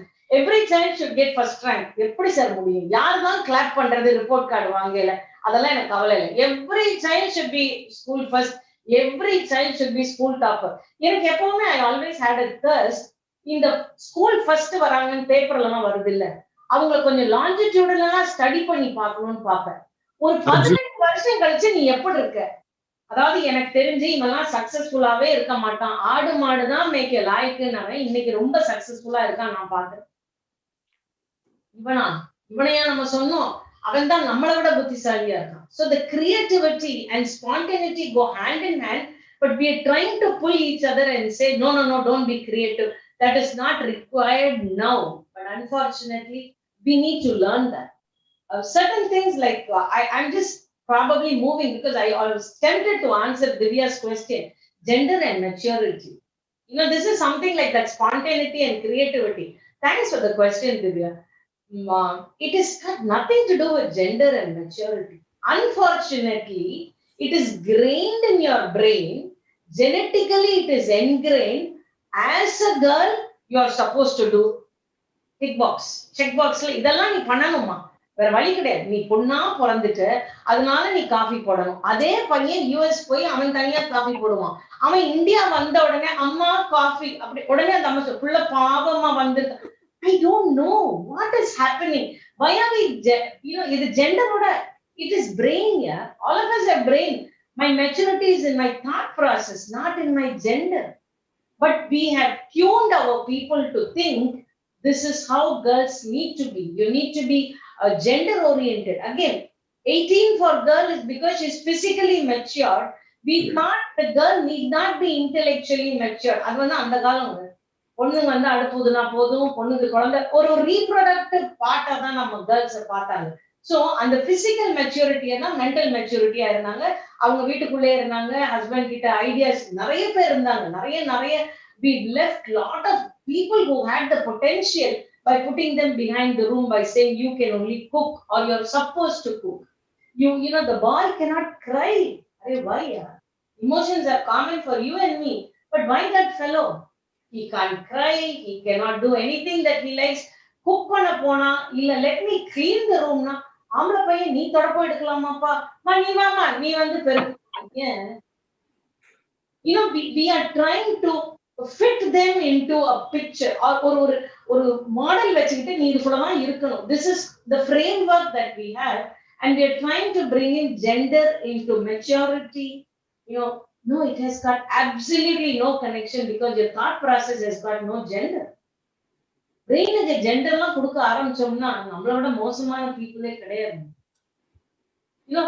I've seen men crying to me by saying, madam வீட்டுல யார் முன்னாடி அழுக முடியாது madam, நீங்க ஒரு ஆள் தான் அழுதாலும் பேசாம கேட்டுக்கிறீங்க. எனக்கு அழுகையே வரலன்னா கவலையா இருக்கு, பொம்பளையா இருந்து நான் அழுகணுமே, நான் அழுக மாட்டேங்கிறேனே. Because this is what the society is forcing on us or imposing on us by saying this is how you have to do. Creativity again, your society thinks what is creativity? I must invent something. I cannot play music like somebody to say that is my creativity. I cannot cook a new dish and post it because இதெல்லாம் சமையல்காரன் செய்யற வேலை, இதெல்லாம் நீ செய்யலாமா. ஆனா சாப்பிட உட்கார்றது அந்தாலதான் இருக்கும். யார் வேண்டாங்கிறாங்களோ அவங்கதான் உட்கார்ந்து சாப்பிடுவாங்க. We are not able to appreciate the creativity on a child because we have a lot of other expectations that my child has to be this, my child has to be that. My expectation are being forced on the young minds or on anybody for that matter. Even when you get married, my wife has to be like this. My husband has to be like this. We are all socially tuned to lot of expectations, and we call it as maturity, unfortunately, which shows we are not mature. The man should be better qualified than the female if he has to marry her. Our double degree வச்சிருக்கா ego வந்துரும். Okay, fine, agree. ஒரு ரூபாயாவது அவளை விட நிறைய சம்பாதிக்கணும், இல்லைன்னா அவ தலை நிமிர்ந்து ஆடிடுவா. Again, this is not what the girl did. It was ingrained in her mind and his mind. So, if we are maturing by age, we should not have done this. Unfortunately, we are not doing that. That is what I think when it comes to spontaneity and creativity and gender and maturity. This was a reaching question in me, and thank you, Divya, for throwing that question. Thank you for giving me the time to talk on that. Thank you, madam. I think it's 8 o'clock. We'll sum it up fast. I have one thing I wanted to say. Maturity can suppress taking control of your life and thought. A person, if you're not matured enough, you can allow someone else to take control of your life. That is one point I would like to say, but it's not answered now, and we don't have much time about that now. And also listening, I think that can take into a separate session by itself. I think we'll have a chapter 2 for this, perhaps, if there is more interest in this line. And we are going to have, we are thinking of having monthly events in different aspects, different things. Please check the website and put your inputs and add more topics to, the input from people only will know what is interested. So accordingly, we can plan events like this. So ultimate idea is everybody should get, it's a sharing process only. It's only a sharing process we thought of by discussion. Anyone else have any important questions? Otherwise, we'll take it up for summation. And Divya, if you have anything to say before summing up? I just wanted to quickly add one point. நான் என் லைஃப்ல first rank வாங்கினதே கிடையாது. நான் எதுவுமே வாங்கினதே கிடையாது. That was one thing. என் லைஃப்ல எதுவுமே நான் first rank, awards and all that is different. But classல ஃபர்ஸ்ட் ரேங்க் வாங்கினதே கிடையாது. And I used to be that Tare Zameen Par kid madri. When I see something, ooh, light, madri na poven. So mom was very right. And ninga longitudinal pata, I know my classmates and I know where they are. I don't want to comment on it, but she was right. I just wanted to leave it there. And the creativity point, I just wanted to add just one point. I kind of don't see the connection at all in my mind, at least, because maturity is my personality. Creativity is just me being myself. So maybe I have my own safe spaces where I'm completely having myself create. Like, for example, when I build products, when I build things, that is my creativity's expression. So the things I built is like, for example, I built a smart fabric company. So literally I plugged a chair into a video game and basically you can drive a car just by moving on it. It was just a crazy thought, but does that invalidate my maturity? I don't know. So enakku the connection enakku theriyala. So I think creativity and all of that, it's just a free flow. And the personality need not necessarily have anything to do with creativity at all, is my take on it. But maybe people are saying on the suppression, like ma'am said, when I'm so sure of myself, why does it matter how people perceive me? In the sense, in that angle of creativity, like the Tare Zameen Par kid, I used to go to my physics teacher and ask, adu eppadi light la irundhu en kannukku vandu adu en mind ku poi adu eppadi varudhu appdin kettu iruppa. But I never got a first rank. So all the metric system, whatever school had, I don't call myself successful. But at the same time, I just see that I just had fun in school. It was just, wow, it's really interesting. I love learning. The numbers, whatever it came, I think my parents were also cool. Fail So I think that's what I wanted to add, and I wrap it up. Maturing mind, I think wisdom is very different. I think ma'am was right. Wisdom is a completely different word. And other maturity oda eppadi correlate agudungiradhu was a very complex thing. So I'm just going to leave it there and probably wrap this up. That's my summary. Thank you, Divya. Bala, see, quite a number of takeaways, I would say, from the panelists, from Ganesh, from, Garg sir, and a lot. So I've just put this as a summary. See if it is okay. Say, according to the discussions that have emerged, say one was assuming responsibility for actions. So be acutely aware of privileges and responsibilities. Demonstrate empathy and care. Ownership for action and being accountable. Being courageous. So understanding and accepting vulnerability and limitations, that's say mistakes, say, I mean, you don't have to be worried about that.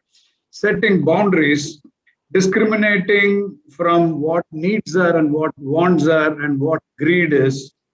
Say ability to evaluate situation and trends and consequences that might emerge because of a particular action or situation.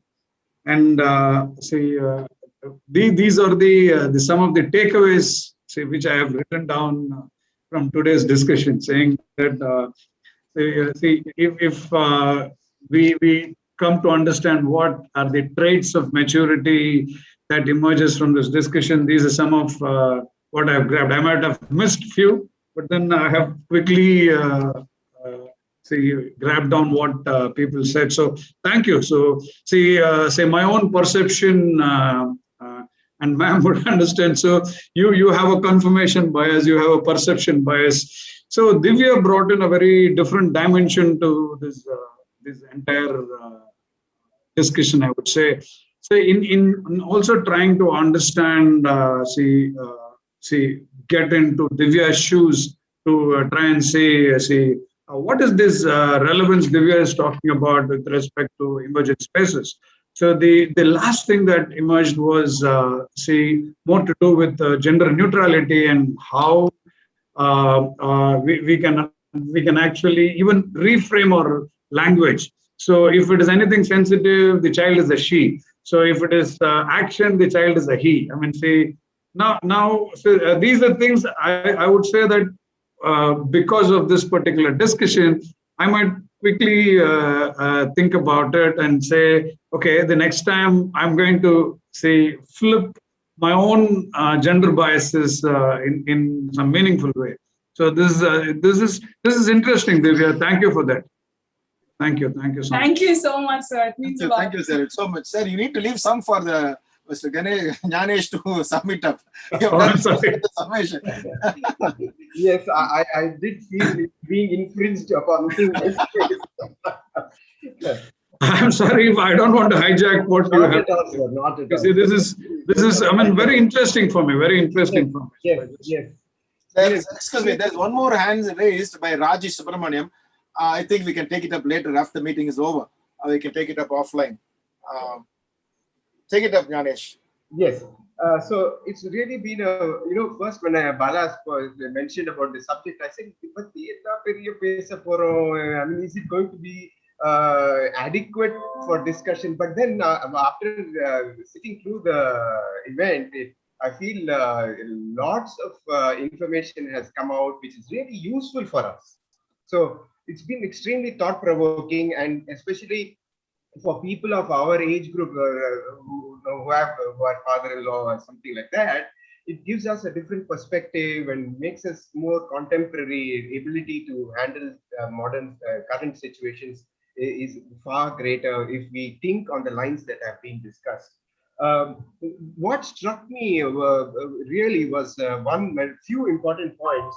Napinai ma'am said, instead of teaching moral science in class or telling the children what to do, what not to do, set an example by your behavior.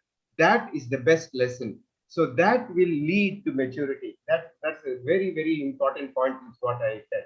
Be honest with your children and with your family members. And allow the child to express. That's absolutely essential. Because due to our prejudices, we ask them to stay quiet or try to impose our point of view. So allow the child to express. And there's absolutely no doubt that the child will come out with something quite different and meaningful. As to the question whether maturity kills spontaneity, I think all of you have very, very clearly answered that point, that it does not. And in fact, it is complementary.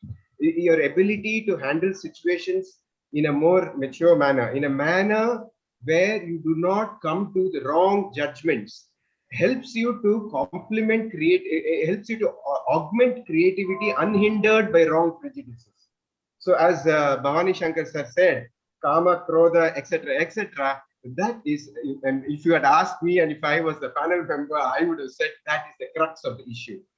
If we are able to refrain from passing judgments and assessing a situation as it ought to be assessed and not imposing our prejudices on a particular circumstance, that is maturity. And that is what the second chapter of the Bhagavad Gita is all about, Sankhya Yoga. You must refrain from the opposites of likes and dislikes, hatred and hatred and desire. So that is absolutely the crux of the whole concept of maturity. And with respect to gender maturity, I think ma'am said very clearly, maturity is a thought process, and I think we have to underline that very clearly. Thought process, and it has nothing to do with gender or any other presumed mindset. So it is a process, as Bhavani Shankar said very, very aptly in the very beginning. It is a continuum. It is a continuous improvement in our thought process. And to put it in mathematical context, it's an algorithm. So every time you come across a situation, you refrain from passing an emotional judgment and assess it in a more practical manner, and then come to a informed decision. So that is an algorithm in a sense. So as ma'am said, mind has no gender, and stereotyping is not maturity. We can be very sure that when in the societal context, when you hear people saying, if this person belongs to a particular caste or a particular country or a particular race or a particular place, he is bound to behave, he or she is bound to behave in a particular manner or age or gender. That is certainly not maturity, and ma'am said very clearly that it is not maturity, and that is very, very crucial as a society which is a young society, which is going to have a leadership position in the entire world. Because every day we see in the papers that, you know, this community person did this and that community person did this, and we are getting constantly programmed the wrong way. If we are able to stop stereotyping these things, I'm sure we will be able to achieve far more. So so maturity is pro-social. That's a very important point that Bhavani Shankar sir said, pro-social. Now, there is a slight gray area where Divya brought out, because pro-social in which context? Now, coming to the office in a full sleeve shirt and you know, is pro-social 20-30 years ago. I remember in the US, people cannot come to office without a tie. Now it's completely different thanks to the IT sector. So the concept of pro-social is changing. So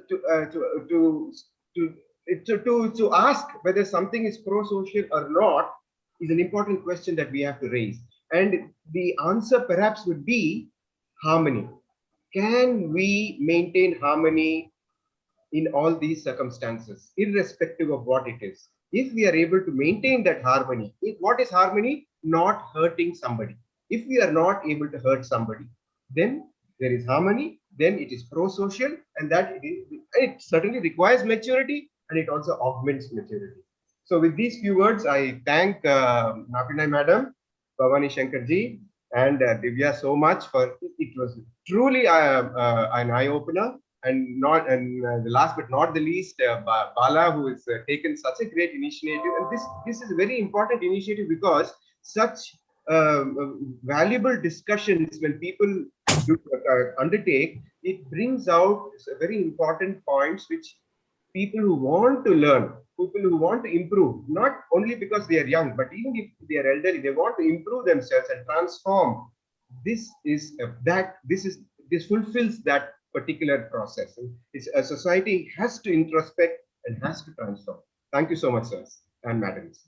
Thank you, Jnaneshwar. Thank you, Jnaneshwar. Thank you, the panelists. It was an excellent evening. I hope everybody got, as Bhavani Shankar, Samita up, and Jnanesh summed up. It's been excellent. And we have my co-founder, Mr. Mayappan, is on the line. Mayappan, please come in. Mayappan, take it up. He is a scientist from Johns Hopkins. Divya Sonamari, he never got first rank in school, the college, but he used to lecture the PhD professors when he was studying there as a NP in Madras, Hindi. Mayappan, he's a MRI scientist and he's one of the topmost in the world, but he's quieter. Mayappan, please take it up, Mayappan. Yeah, I'm trying to be very matured.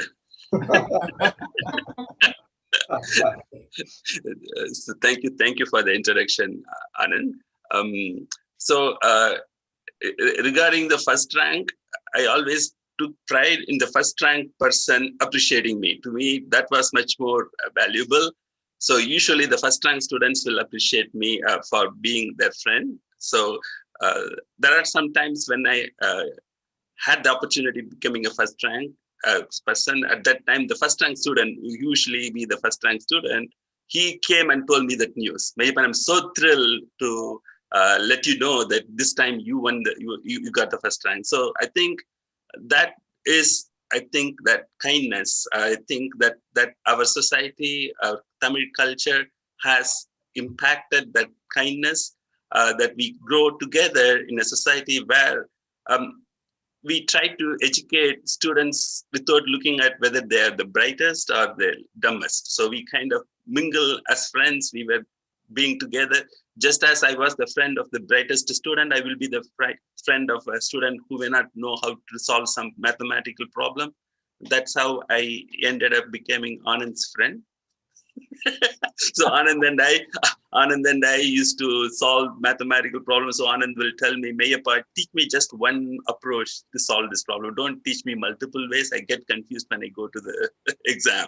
So it's kind of lifting the society as a whole, not as just individual. So like that saying that goes, if you want to go further, go with together. If you want to be the first, then go alone, right? So we all, in our society, we always try to go together. So usually they give this example of the crabs in a basket. So if there is a crab, if it's a kind of a basket with crabs from Japan, they all crawl all over the place. But if it's a basket from India, each crab will pull each other. So the crabs stay together inside the basket. So that's a very good example. Actually, Aishwarya Rai quoted that basket analogy when she said she wanted to become a brightest actress in Hollywood because she was getting an opportunity to be in IMAX movie and James Bond movie. So she said a lot of people are trying to prevent that from happening. It's good that happened, that they tried to pull her down because she's even more popular now than if she had left, because there are many other actresses who came to US in the name of acting in Hollywood movies before her. They're also Miss World, Miss Universe, but we don't know where they are. But Aishwarya still bears the name. So the society brings that culture together. We try to wrap them together. You can call that in one way, we are not letting them go away, but the other benefit of that is we try to keep them together. We go together, or we, like they say, if we swim together or die together. So that's kind of the philosophy of our culture. And from a maturity versus age, the initial discussion that I had with Anand was more biologically centered. But I'm glad to see that this took a more like a cultural turn. The real maturity that I was having in mind when I was proposing the title, and it was more like the biological process of maturation, which is exactly what happens. It's a kind of the animals, if you look at them, do they mature? They don't mature in literal sense as we as human beings, but we evolved from animals. So the instinct in us is the fight or flight instinct, right? So that's kind of the response. So when a given a situation, whether we fight again, try to fight it, or flight, take it to flight. So this is kind of the process that develops early on. So when we are a child, our instincts are totally irrational. So it's kind of an irrational thought process. The only thing living organism try to do is to escape and live. So that's how what we are programmed to do. So that they call the amygdala, the part of the brain that takes control of the whole action, and it kind of triggers the response, and we assess the situation whether we can fight or we take a flight. So at that time, normal rational thinking doesn't play a role. As we age, so what happens around the time of adolescence, that's when the connection between this amygdala structure and the upper cortex develops stronger and stronger, and it becomes much more interconnected. So we tend to have the previous experiences giving feedback. So the amygdala kind of creates a response. Oh, okay, if you look at a snake when as a child, we may just go and grab it. And then as we become aged, we know what the consequences are. So that memory helps us to protect ourselves, but at the same time, it can create a problem. We can imagine problems that do not exist. And I think the best song that describes it is in the film Kurandayam Devamum. Wali has written them, Kurandayamum Devamum Kunatal Vandru, Kutrangalai Marandabidum Manatal Vandru, Nadandadaye Ninepadan Tuyaram Yendru, Nyanigalum Medegalum Sonar Andru. So that kind of summarizes the whole. Nadandadaye Ninaikiradhan Namblukku Tuyaram. As we age, everything that happened, we could not forget. So that becomes the tuyaram of it. Whereas குழந்தைகளுக்கு அந்த மனசு கிடையாது. நடந்தது அப்படியே மறந்துடுவாங்க. They live in the present. They don't go back to the past. So that as we transition from childhood to adulthood, the selfishness within us slightly grows. We think too much. We try to optimize everything for our best benefit. That may not work. That we may not even care about others. If it doesn't happen, as long as we are fine, that's fine for us, right? So that selfishness, that other than kallamilla குழந்தை பணம்னு சொல்றது. So அதில் தான் அவர் வாலி குழந்தைய கடவுளுக்கு ஒப்பிட்டு, அது குழந்தைகள் தான் வளர்ந்து பெரியவர்களானார், அந்த பெரியவர்கள் தான் கோபத்தினால் சிறியவரானார். So what really, because we get angered, tempered, so that kind of summarizes the circle, right? The குழந்தையும் தெய்வம், that song is a very uniquely describes the problem, what happens as we age. So it's a two complementary process. In one way, we want to be in the fight or flight instinct. We want to be more calculative, rational thinking. At the same time, we don't want to remember too many things from the past that can deprive us or pull us down. And also, you mentioned about this parenting that we try to, in India, the way we I think Dr. said, and she was mentioning that how we don't even train them, but then we ask them to get awards and etc.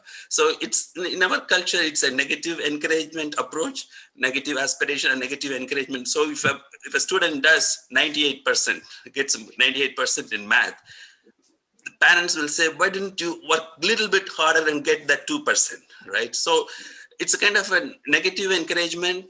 And in the US culture, it's the other way. It's like in Western culture, if the person got only 80%, they will say, oh, that's a fantastic score you have got. So it's a positive encouragement of philosophy, but they both work in a different way. The negative encouragement is the one that gives us some kind of a moral consciousness, right? So we try to keep ourselves under check. So even though we try to achieve more, the objective is not to get that 100%, but you try to realize that you cannot reach it. But in the Western culture, they may do that encouragement, but at one point it can backfire. So people can do certain mistakes. So it both helps in a different ways from the point of view of education. So I think I'm going overboard, Anand. You can interrupt me. Go ahead. Nobody is objecting. Nobody is objecting. So yeah. So from a kind of a cultural point of view, the way the Western philosophy works, that's the reason why they go and get awards, right? Or for that matter, in Olympics, get the medals. But if you look at every one of them, they will have a social drama. So you talked about women, and in this Olympics, women's role is even kind of questioned in a very more appropriate way, because the American gymnast, she couldn't compete. I mean, she just pulled off because she had an emotional problem. because because the expectation pressure becomes so high. So the gender bias happens because of the expectation. Women try to perceive themselves as fitting into a format because that's what they think the society will accept them. Men doesn't have that bondage. Men kind of looks at whether they do right or wrong. They just have a much more relaxed approach. Whereas for a girl, she has to always meet that expectation, but that expectation she herself may have set. It's like she has to be so this girl, this gymnast, there was so much expectation that she will do triple somersault, or she was even going for quadruple, because every time she was breaking her own record. And that pressure itself puts her in a situation that she just pulled out in the last minute. I said, I'm not going to. So it's in the gendered sense, it's more based on a boy he doesn't care about what others think of the boy, but a girl does feel about it. So if somebody says something negative about the girl takes it much more personally and gets hurt by it, but the way boy takes it, he just lives more like a take it, forget it approach. So that may be something to do with biology, the way the society, the actions have consequences for a girl much more than for a boy. So let me just check if any other points.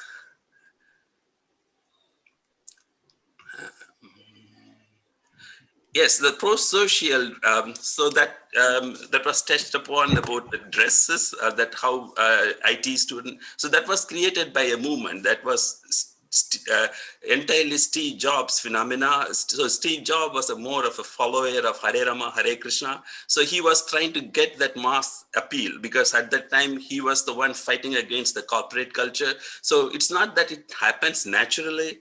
In everything, we as in India, we try to follow the culture that imitates other cultures. So it's not something that that free society, everything happened naturally in the right direction, but it's because always it's something that is somebody who creates that moral dilemma. When Steve Jobs tried to do it, he was creating, if you do something different, people like it. So his whole philosophy, Steve Jobs and Apple, is think different. So whatever is the convention of the society, think something different from that. How far it will go, it can backfire again. So think different. So it has in India, we don't develop so many technologies. The reason is we have this moral confounding factor. If it were for Indian engineers, Facebook would not have happened. So Facebook was developed more like a product to rate girls, how their appearances are. In a college, they were developing web pages where they will analyze the appearance of a girl and give her how much mark that girl is better than this girl. So is it something that we will do? Morally, we won't. So there are certain boundaries we won't cross, and that limits our creativity. We can call it creativity, but it's also a good thing. So many of the problems that students today have on social media, in which even in US, teenage girls are committing suicide much faster rate, teenage boys, teenage girls, is because of this social pressure. So because they get bullied on the social media.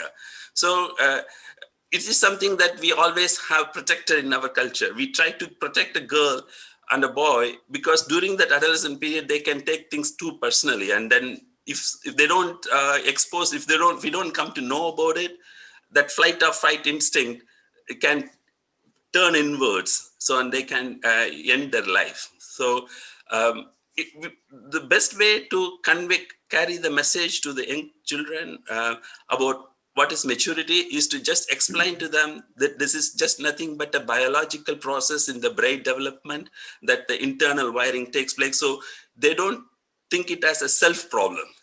Oftentimes we think mind is something about ourself. It's not exactly ourself. It's a reflection of our consciousness. It's kind of an illusion.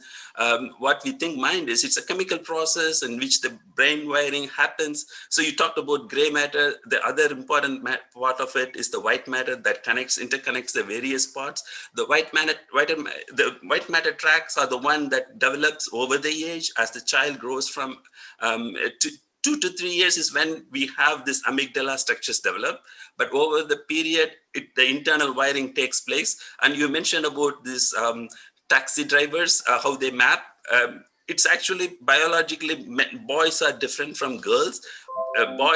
Girls' left brain doesn't come pre-programmed, and whereas boys' left brain comes from pre-programmed to locate for navigation, which they think is because the hunter period, men were always doing the hunting, and because of that, men has a better terrain navigational skill, so they can associate between north, south, east, west much more clearly than girls. But girls, on the other, have an advantage with language. They can learn multiple languages very fast, and that's because that left part of the brain comes completely unwired, and they can easily program it for learning languages, which boys cannot do. So a girl can learn multiple languages and speak in a good accent, but a boy will take it down. But on the contrary, the boy will have this navigational ability. So this is all internal wirings, and even the kind of control ability comes from the process of maturity comes from that wiring connection. So if the children come to know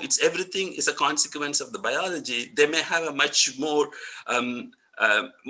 practical approach and don't consider themselves as a product of their mistakes. Because nowadays what happens is everybody with kind of blame it on the child.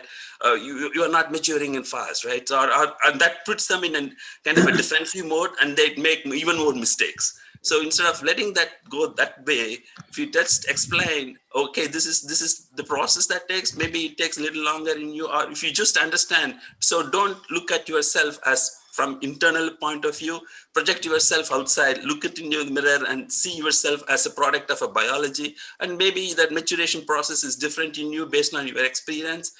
So let it develop the way. So that will give them a much more outside view of themselves. So, and they can, so that, because the whole thing now is the rapid pace of competition, right? So that's why we are taking out things.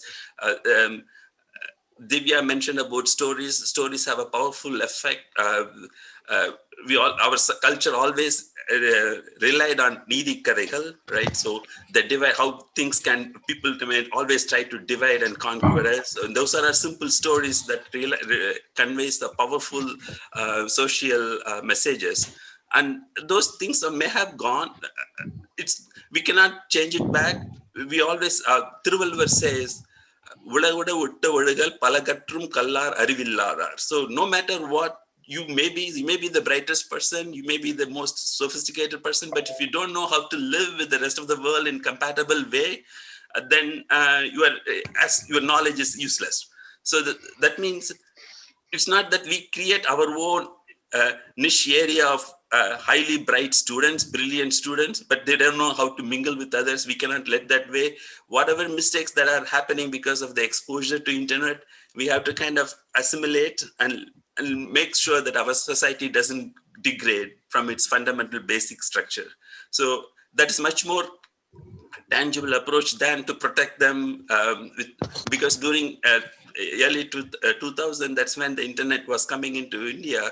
People were trying to have some kind of a network to protect children from getting exposed. We could do that only to some extent, but beyond certain point, it's rather better to be exposed and then treat them to what is good and bad, rather than trying to protect them. And the only thing that comes back to, if at all, there is only one factor that needs to be reinforced with children is treat them everyone with equal respect.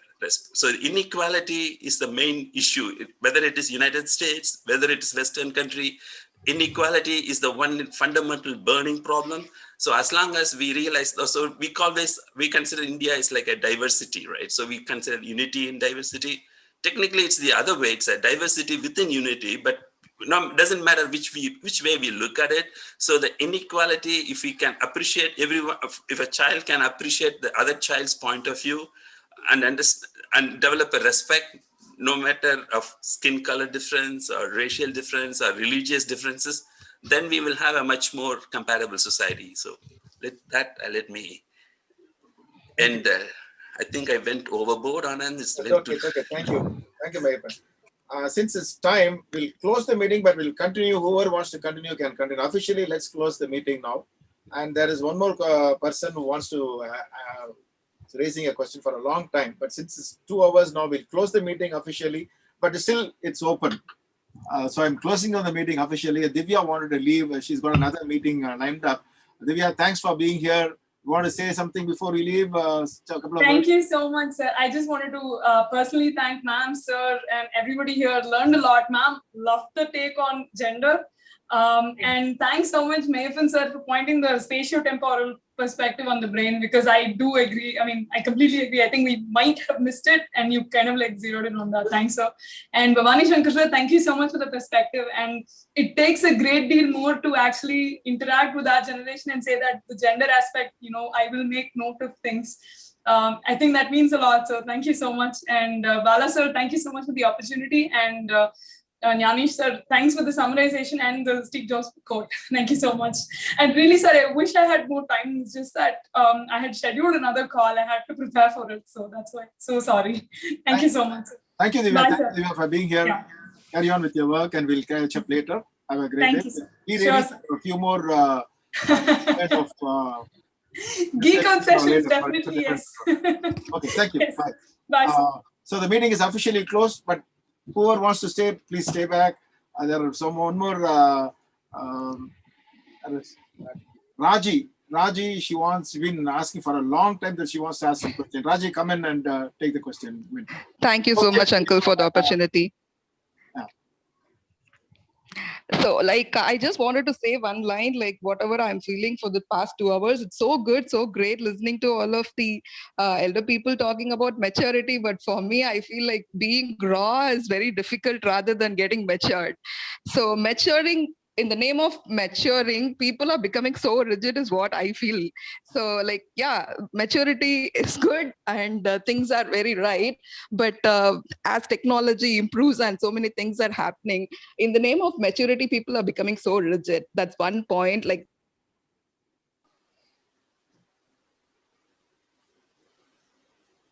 line got cut. Yeah, I agree with what she says, Once you're mature, you think, I know everything, attitude is there. As a child, we want to know everything. As a mature, when we consider ourselves, we're not mature. But when we consider ourselves mature, we have the attitude of, I know everything. That is exactly what Raji was also trying to say. Yes, I agree with you, Raji. Lovely listening to you about this gender topic, ma'am. I really wanted to talk about it because people so long saying about no, women are meant to be in kitchen and some, but actually speaking, little look back, it is something it is not that way. Women are doing everything. So men are just meant to go out, hunt, and bring things to home, whereas woman is the person who has done everything to the family. So when we understand the perspective behind it, the nuance is I could say it's a very thin line that we need to understand about the gender. Women are no, it's not even called as maturity, rather she is the person who has brought the entire family into light. And men can go out, do anything, get the money, but woman is the person who made it home and beautiful for every single person, and it has not changed even in 2021, I presume. And Dr. Jnani sir, I'm sorry for the name if I'm mispronounced. Yeah, he said something like Western culture, people have to go out only with the tie on and the suit and other things. True. In such case, what happened in the name of Westernization, we all brought into a culture. See, I'm 90s, so I have seen growing up this person like Kutra Lishwaran. So people who are very much interested in extracurricular activities, I'm going a little away from the topic, but I wanted to. Kutra Lishwaran. So even if people are interested in the extracurricular activities, they wanted to go. But as we are talking about this long vision, what happened to Kutra Lishwaran after 10 years is he has no finance, so no career. So when you think about that perspective, what happens apparently is that India, in the name of technology, it has grown really well, but we have completely lost in the part of whatever we are good at.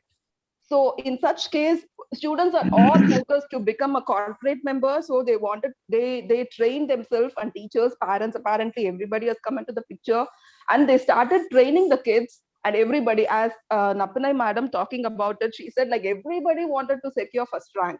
Everybody wanted to top. So in such case, what happens is that we are all becoming slave to somebody. I wanted to use the word because we are all working for somebody. We have been trained in such way. Rather, like, how many entrepreneurs or how many people who wanted to do something else rather than studying? That is a big question mark. But all this happened just because in the name of maturity, so much of rigidity and focus have turned into one side, and every person wanted to run for a work and do something. So we have, I think the baseline is completely little shaken. So as Dr. Mayappan sir talking about it, I felt like women and men, it is about anatomy. It is not about something like, no, it's like women are capable of doing only that. It is not that way. It is the lobe, which is the anterior lobe and other things, frontier lobe. So that is different for men and women. It is not something about women are meant only for that and men are not. So it's not that way. So I do not know exactly how to explain about it, but it is basically biology and it is nothing to do with men and women, girl or boy. As like, no, everybody says guys, boys, men can take things little easily. It's only because of the anatomy and biology and nothing else. Thank you so very much. Sure. Can I respond, please? Yeah. So if somebody is becoming rigid because they think that they are mature, it is a wrong perception. Maturity cannot be rigidity. If somebody is rigid and thinking I am mature, therefore I am rigid, that's not maturity. That has nothing to do with maturity. And I mean that's I think it's quite obvious. So to presume that maturity, that rigidity is maturity, or confuse one with the other is confusion, not assessment of the fact. Thank you. Thank you, Ganesh. Ganeshwar and Raji, I mean, say this is a very interesting take, and it is leading me into see a very different dimension, say knowledge and knowledge claims. So I would say that it's very interesting. I mean, say how see the knowledge claims happen, and so it is to understand why you know what you know and how you know what you know. So if we go back and try and understand it by sound reasoning with all the other ways of knowing, we would possibly come to a hypothesis which is more real in the context. I would say yes, it's lovely to take on, but it's such a very different dimension of thought. So Gyan put it saying that, see, maturity is just otherwise. I mean, maturity may not be rigidity at all. Maturity might mean absolute flexibility in a different context. So we really need to contextualize these discussions. And I feel what you have asked there, it's a beautiful discussion on trying to understand epistemic, say, basis of construct of knowledge or information. So that I would say is possibly another day's discussion. Okay, understandable, sir. It's lovely. I mean, I greatly value your question. So it's really nice that it emerged as a discussion point. Yeah. Yes. PhD was doctor. She's in biology, PhD. Chemistry. The risk taking. One more subject I have in mind was for the future one, beyond fifth sense. It's going to be really interesting because it's going to be continuation of this. So beyond fifth sense. We'll have it the due course. Anything else panelists want to say, and anyone else on the audience want to say? So this point of the risk taking, I think it was brought up quite a few times that we Indians don't try to be entrepreneurs and we don't try to break anything barriers. It's something different. It's not that we don't know how to break barriers. We don't know. It's not that we don't know how to be an entrepreneur. Our priorities are culturally completely different. We expect the children to get married at the right age to produce children. So it's a generational continuity, which is a kind of a bondage that Western cultures don't necessarily follow. So in our culture, in India, if you take that kind of an approach that we always try to look forward to this continuity in generation, it has helped us to achieve our goals in the long run. So if you go back 2000 years back, we will still be the prominent country in the world. We may not be the top country like Greek, Egypt were at that time. We never reached the top of any international standards at any point of time, but we never went to the bottom too. Greek may be the great country at that time, but now they're in economic distress.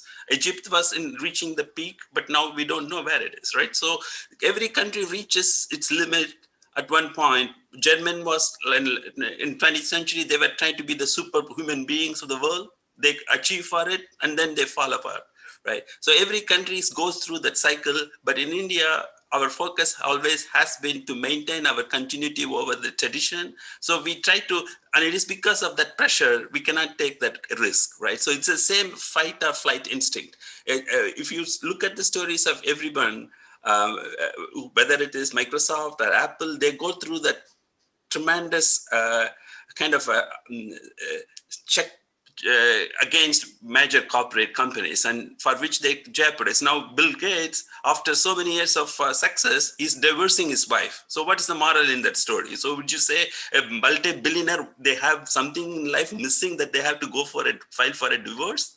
So we don't let that happen in our society. So our society, we try to give certain things as a highest priority.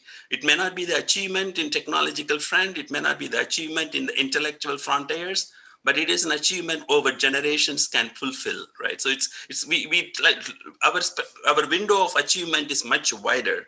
So we try to maintain that continuity of tradition, continuity of generations, and that changes our priority. So in each generation, we achieve a little bit more. That's all. So each children achieves a little bit more than their parents. They may not leapfrog in a giant way, but at least they progress. So we keep that fundamental emphasis on mathematics and science. So we still consider us the best students in the world, competing alongside with the culture gives certain abilities. So our focus always has been on those kind of fundamental values at minimum. So we don't fall down. Even if we don't rise to the top, it's okay, but we don't fall down. That's the reason why most of them end up, it's unfortunate thing, but that's the way. I mean, we produce in IITs, we produce so many brilliant students, but then when I see them that they go and work for Facebook, it kind of hurts our feelings, right? So why you produce one of the brilliant students that can do mathematical problems and physics problems so well, but then finally they won't go and end up working in Facebook because Facebook pays them more? We don't have to worry about it. The way I look at it, okay, if that is the expectation we have, we can duck and go. I mean, maybe that children will do something better. So that's all we have. We have to be always, if I had to say the Vadivelu joke, build up kudukramo, film contramo, mukkimilla. We have to be India. You will turn the pages of history, you will see India. Whether it is in Bible, whether it is in 15th century or whether it is in 16th century, why would British come to India, right? We represent this 25% of the world GDP in 16th century. Almost every wealth was in India. So everybody was coming here. The spices were in India. So when we could produce so many things, India was the top country in the world 400 years ago. And China and India were competing. The reason why is China catching up? China was the only country that could defeat India, very because of the reason that British came to India and was trying to monopolize India, right? So that's always been there. And so our strength is always that perseverance. No, sir, can I ask? You said we are not risk takers. I beg to differ, sir. If you take the Vedic, the Mahavakyas in the Vedas, for example, it says, Aham Brahmasmi, I am God. It's a highly risky statement and it's an outrageously courageous statement. And it has, we have always been at the forefront of thought. We have been thought leaders. And if you take every Sunday Hindu newspaper, the science and technology section, you will see huge amount of research and development taking place in every Indian research institution. I think we are in the cusp of greatness, of leadership of the world. And leadership has been our tradition for thousands of years, intellectually, morally, in every respect. Only for the past 200 years, 1,000 years since Islam came to India, and for the past 200 years since Europeans conquered India, we have been on the back foot. I think now we are coming back to where we were earlier. I think we have the appetite for risk. We are fully competent of taking risk. And as you can see, many CEOs are heading Fortune 500 companies. So there is a huge ability in Indians to lead. That is, I strongly believe in what I'm saying, sir. I will be very happy if you can throw light on what I said, even if it is contradictory to what I'm saying. No, I meant with respect to the question that came up, that we are not promoting so many entrepreneurs as other Western countries, right? So I was responding to that question within that context of what entrepreneur is defined, right? So why we are producing how many engineers every year, but how many patents are there? How many computer languages did we create? We are so eager to learn every computer language, but that was produced in the West, right? Do we have a computer language? I'm a person from computer science, right? So whenever I can master any computer science language, but we don't. The reason is we don't. It requires not only certain amount of intellectual capacity. We have to produce the best languages in the world. So we are and that's what the point I was mentioning, right? So we are a cradle of civilization. So many languages originated from India. So if we have been the ability to originate language, we should be able to originate technology also. But there are so many other factors other than that. If you want an Indian scientist or an Indian engineer, so even covaxin, take for that covaxin is originally produced vaccine. It's still not approved in the rest of the world, right? So you have to go through that approval process that's taking us down, right? It's actually a better vaccine in a sense. It emulates the actual inactivated virus, right? But it's being degraded in media, right? So the risk taking there, we didn't go for the phase 3 trial. We didn't do sufficient validation, and using that as a reason, people are putting us down, right? So this has been not only in this I'm giving as a practical example from today's science, but it has been, for instance, take for the Chandrayaan failure, right? So US also sent a satellite and it also failed, right? Whenever they fail, they admit it, and then they say, okay, this failed. The Mars mission was a competent first Mars mission. They failed because they didn't do a mathematical calculation the right way. They didn't do the metric correction. But in India, we still don't know what really happened, right? So it went and it crashed, but we don't want to, we think that it was a mistake, something where we did it wrong, right? So those are the things that defines. That defines us. I'm not talking about our civilization culture in terms of religion or even spiritual enhancement, right? Buddhism is, if every scientist in the world looks up to Buddhism as the most scientific religion, because it is the first religion that defines the relationship between cause and effect. Until then, everybody was praying everything that was presented as a god, right? So Buddhism makes the turning point. So people have always appreciated the religion. What our religion difference is, Siddha approach, Siddham is mind, right? So if you take Chidambaram, it's a Siddham. It's about the concept of mapping the universe. So Andamum, Pindamum, how the connectivity between the two. So the grand Maya. So these are all kind of a mental concepts. So we can achieve that level of intellectual maturity. But what I'm talking about is at the level of on the statistical scale. When we want our children to grow up, we want them to, like Dr. Saran was mentioning, it should be an engineer or doctor, right? So we just put them on that path, because that the parents' dream is at least that basic assurance. He will find a nice bride, or a bride will find a nice groom, and then the next generation will come from it. So that is the expectation. It is not because they want to become a doctor or an engineer, but they are the yardstick that the society use to produce the next generations. So that generation is the longest goal.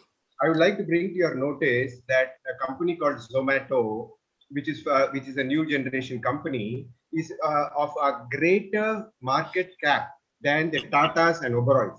This is a food supply service company. Then the Tata's hotel chain and the Oberoi's hotel chain, which is a highly well-established company, this has got higher market cap than that ancient, very well-established. So the entire paradigm is changing in India. The opportunities are exploding. I am telling you, the opportunities are exploding, and the youngsters are looking at things in completely different way compared to our generation. I have absolutely, I'm very, very positive about this aspect, sir. That Yes, you are on a and way to do it. in the context of maturity, that's what that rigidity also comes in. So when they achieve so much, when we measure success by the money they make, that's when they may not develop the relationship with the elders, right?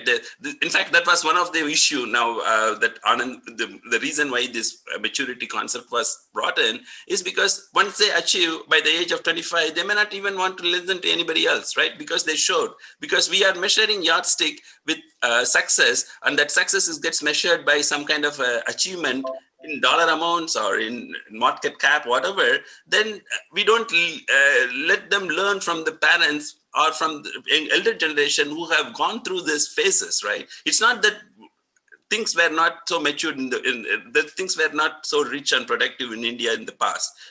We know from the Tirunelveli temple, there's a $40 billion worth just lying there, right? So we were one of the most intelligently produced gem manufacturers back in 2000 years ago, right? The diamond cutting was invented in India. So the value of diamond cutting was precious back then. So at every phase of human evolution, we have always excelled. But at the same time, we also try to be compatible with the society and to listen, right, to others. The best example I would give, in fact, in the scientific community is Isaac Newton. We know him as the greatest intellect of the gravitational forces and other gravitational laws. But when he was learning, he was a student, right? So he was a student, he's breaking every other law that was there in the science, the field of science before him. And his teacher, Isaac Barrow, was teaching him all the incorrect laws, but he still followed him. He just gave him the fullest respect. So he was not denying him, he was not countering him, whatever you were teaching is wrong. So that is the intellectual maturity. So you accept what people are telling you because that is the standard of thinking that they have, right?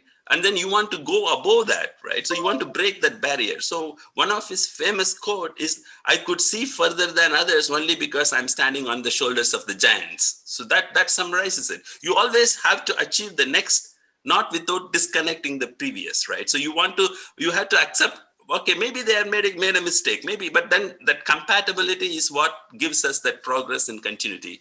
So even the idea of the heliocentric, that Earth, whether Earth goes around the sun or whether sun goes around the Earth, that's a very contradictory scientific problem that boggle like 1,500 years of period, right? The people who postulated the theory 2000 years back, they gave excellent proof that Earth in no way can move. You cannot feel the movement of the Earth. You can be in the silent ocean, you cannot see the movement of Earth. Therefore, Earth is not moving. So philosophers agreed on it, and that was the scientific belief. And the people who were trying to question it based on shadows that planets were casting, and they were saying, maybe Earth is moving around. It's not Earth is stationary. And it took nearly 1,500 years, 1,500 years before Galileo could invent a telescope to prove it, right?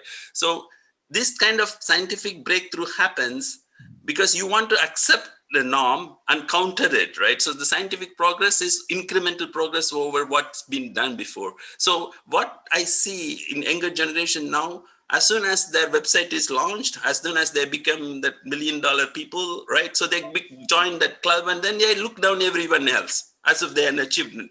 That's not the right approach, right?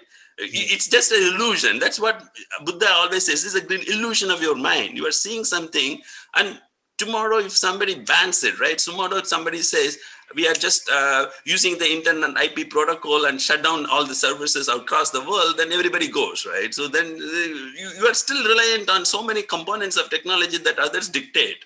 That's what is the point I'm taking. So that even the freedom of press, that's now a hot debate in India, is because we relied on Western technology of Twitter and Facebook to disseminate information, right? So we don't have, China disentangled themselves. China created their own social media companies. We rely on social media, the Western sources, and they can turn it on and off to control our expressions. So there is always somebody somewhere in kind of a checkpoint, right? So we always have to realize no matter how high we achieve, there is a limit, and that we have to maintain that continuity. And every country had that. That's the reason I was giving the example of Egypt or Greek. They were all thinking themselves as the greatest countries of the world at that time, right? So Everybody go, once they reach the cusp, then it's always the downhill. We never reach that cusp. We always try to aspire. Our aspiration has been always that way. So in no way I'm not questioning the credibility of Indian, but our mind, we are having this competition, right? One, we want to progress. Another one, we have a huge burden of the social culture with us. We have to drag that culture with us and then achieve our progress. That is the difficulty. We want to travel this scientific progress together, not alone. For American countries, for Western countries, it's a freedom, because there it's a new country, young country, people came from other parts of the world. They can break away from that tradition. They don't have to follow their languages, etc. But we cannot break our language. We cannot break our tradition. We cannot achieve progress. We don't have that liberty to disentangle ourselves from our past. Maybe our past will help us in some time, right? So that balance between preserving our past, making the progress to our future. Yeah. Let me take a break. I think I'm talking. It's 9 o'clock now. I think we'll all take a break. Okay. Yeah, thank you. Dr. Meyyappan sir, This has been can a I- very engaging discussion, sir. Thank you. Thank you very much, sir. We should have There are quite a number of takeaways. We learned a lot. Thank you. Thank you. Thank you, It was madam. nice being Thank part you. of this. Thank you, Bala. Thank you, Gyan. So it's been lovely, ma'am, to listen to you, and it's a great opportunity for me to connect with all of you and make new friendships. So let's stay connected. Meyyappan sir, I have a couple of friends there. One Dr. Tirumala, I think, is now moved out of Johns Hopkins. Okay. So, yeah, Dr. Ranganathan is actually in my school, so he's now teaching chemistry for us. He's, I mean, these two guys are from Johns Hopkins. So a good connection. Maybe I'll just introduce your name to them. They might know you. They've been there for a while. They just His full name is Meyyappan Solayappan. So yes, sir. I work Thank in you, the everybody. medicine It was campus. nice. thank you, Inga. Thank We you. learned a lot from each other. So that is maturing minds. That's the idea, right? Thank you. That is maturing Thank you. minds. Thank you so much, Bala, for putting it all together. Thank you. Let's Thank take it up further and do more such good events. Sure. Thank you, everybody. Thank you. Bye. Right. I'll close the meeting now. Thank you. Thanks. Thanks, Janeshwar. Bye. Bye.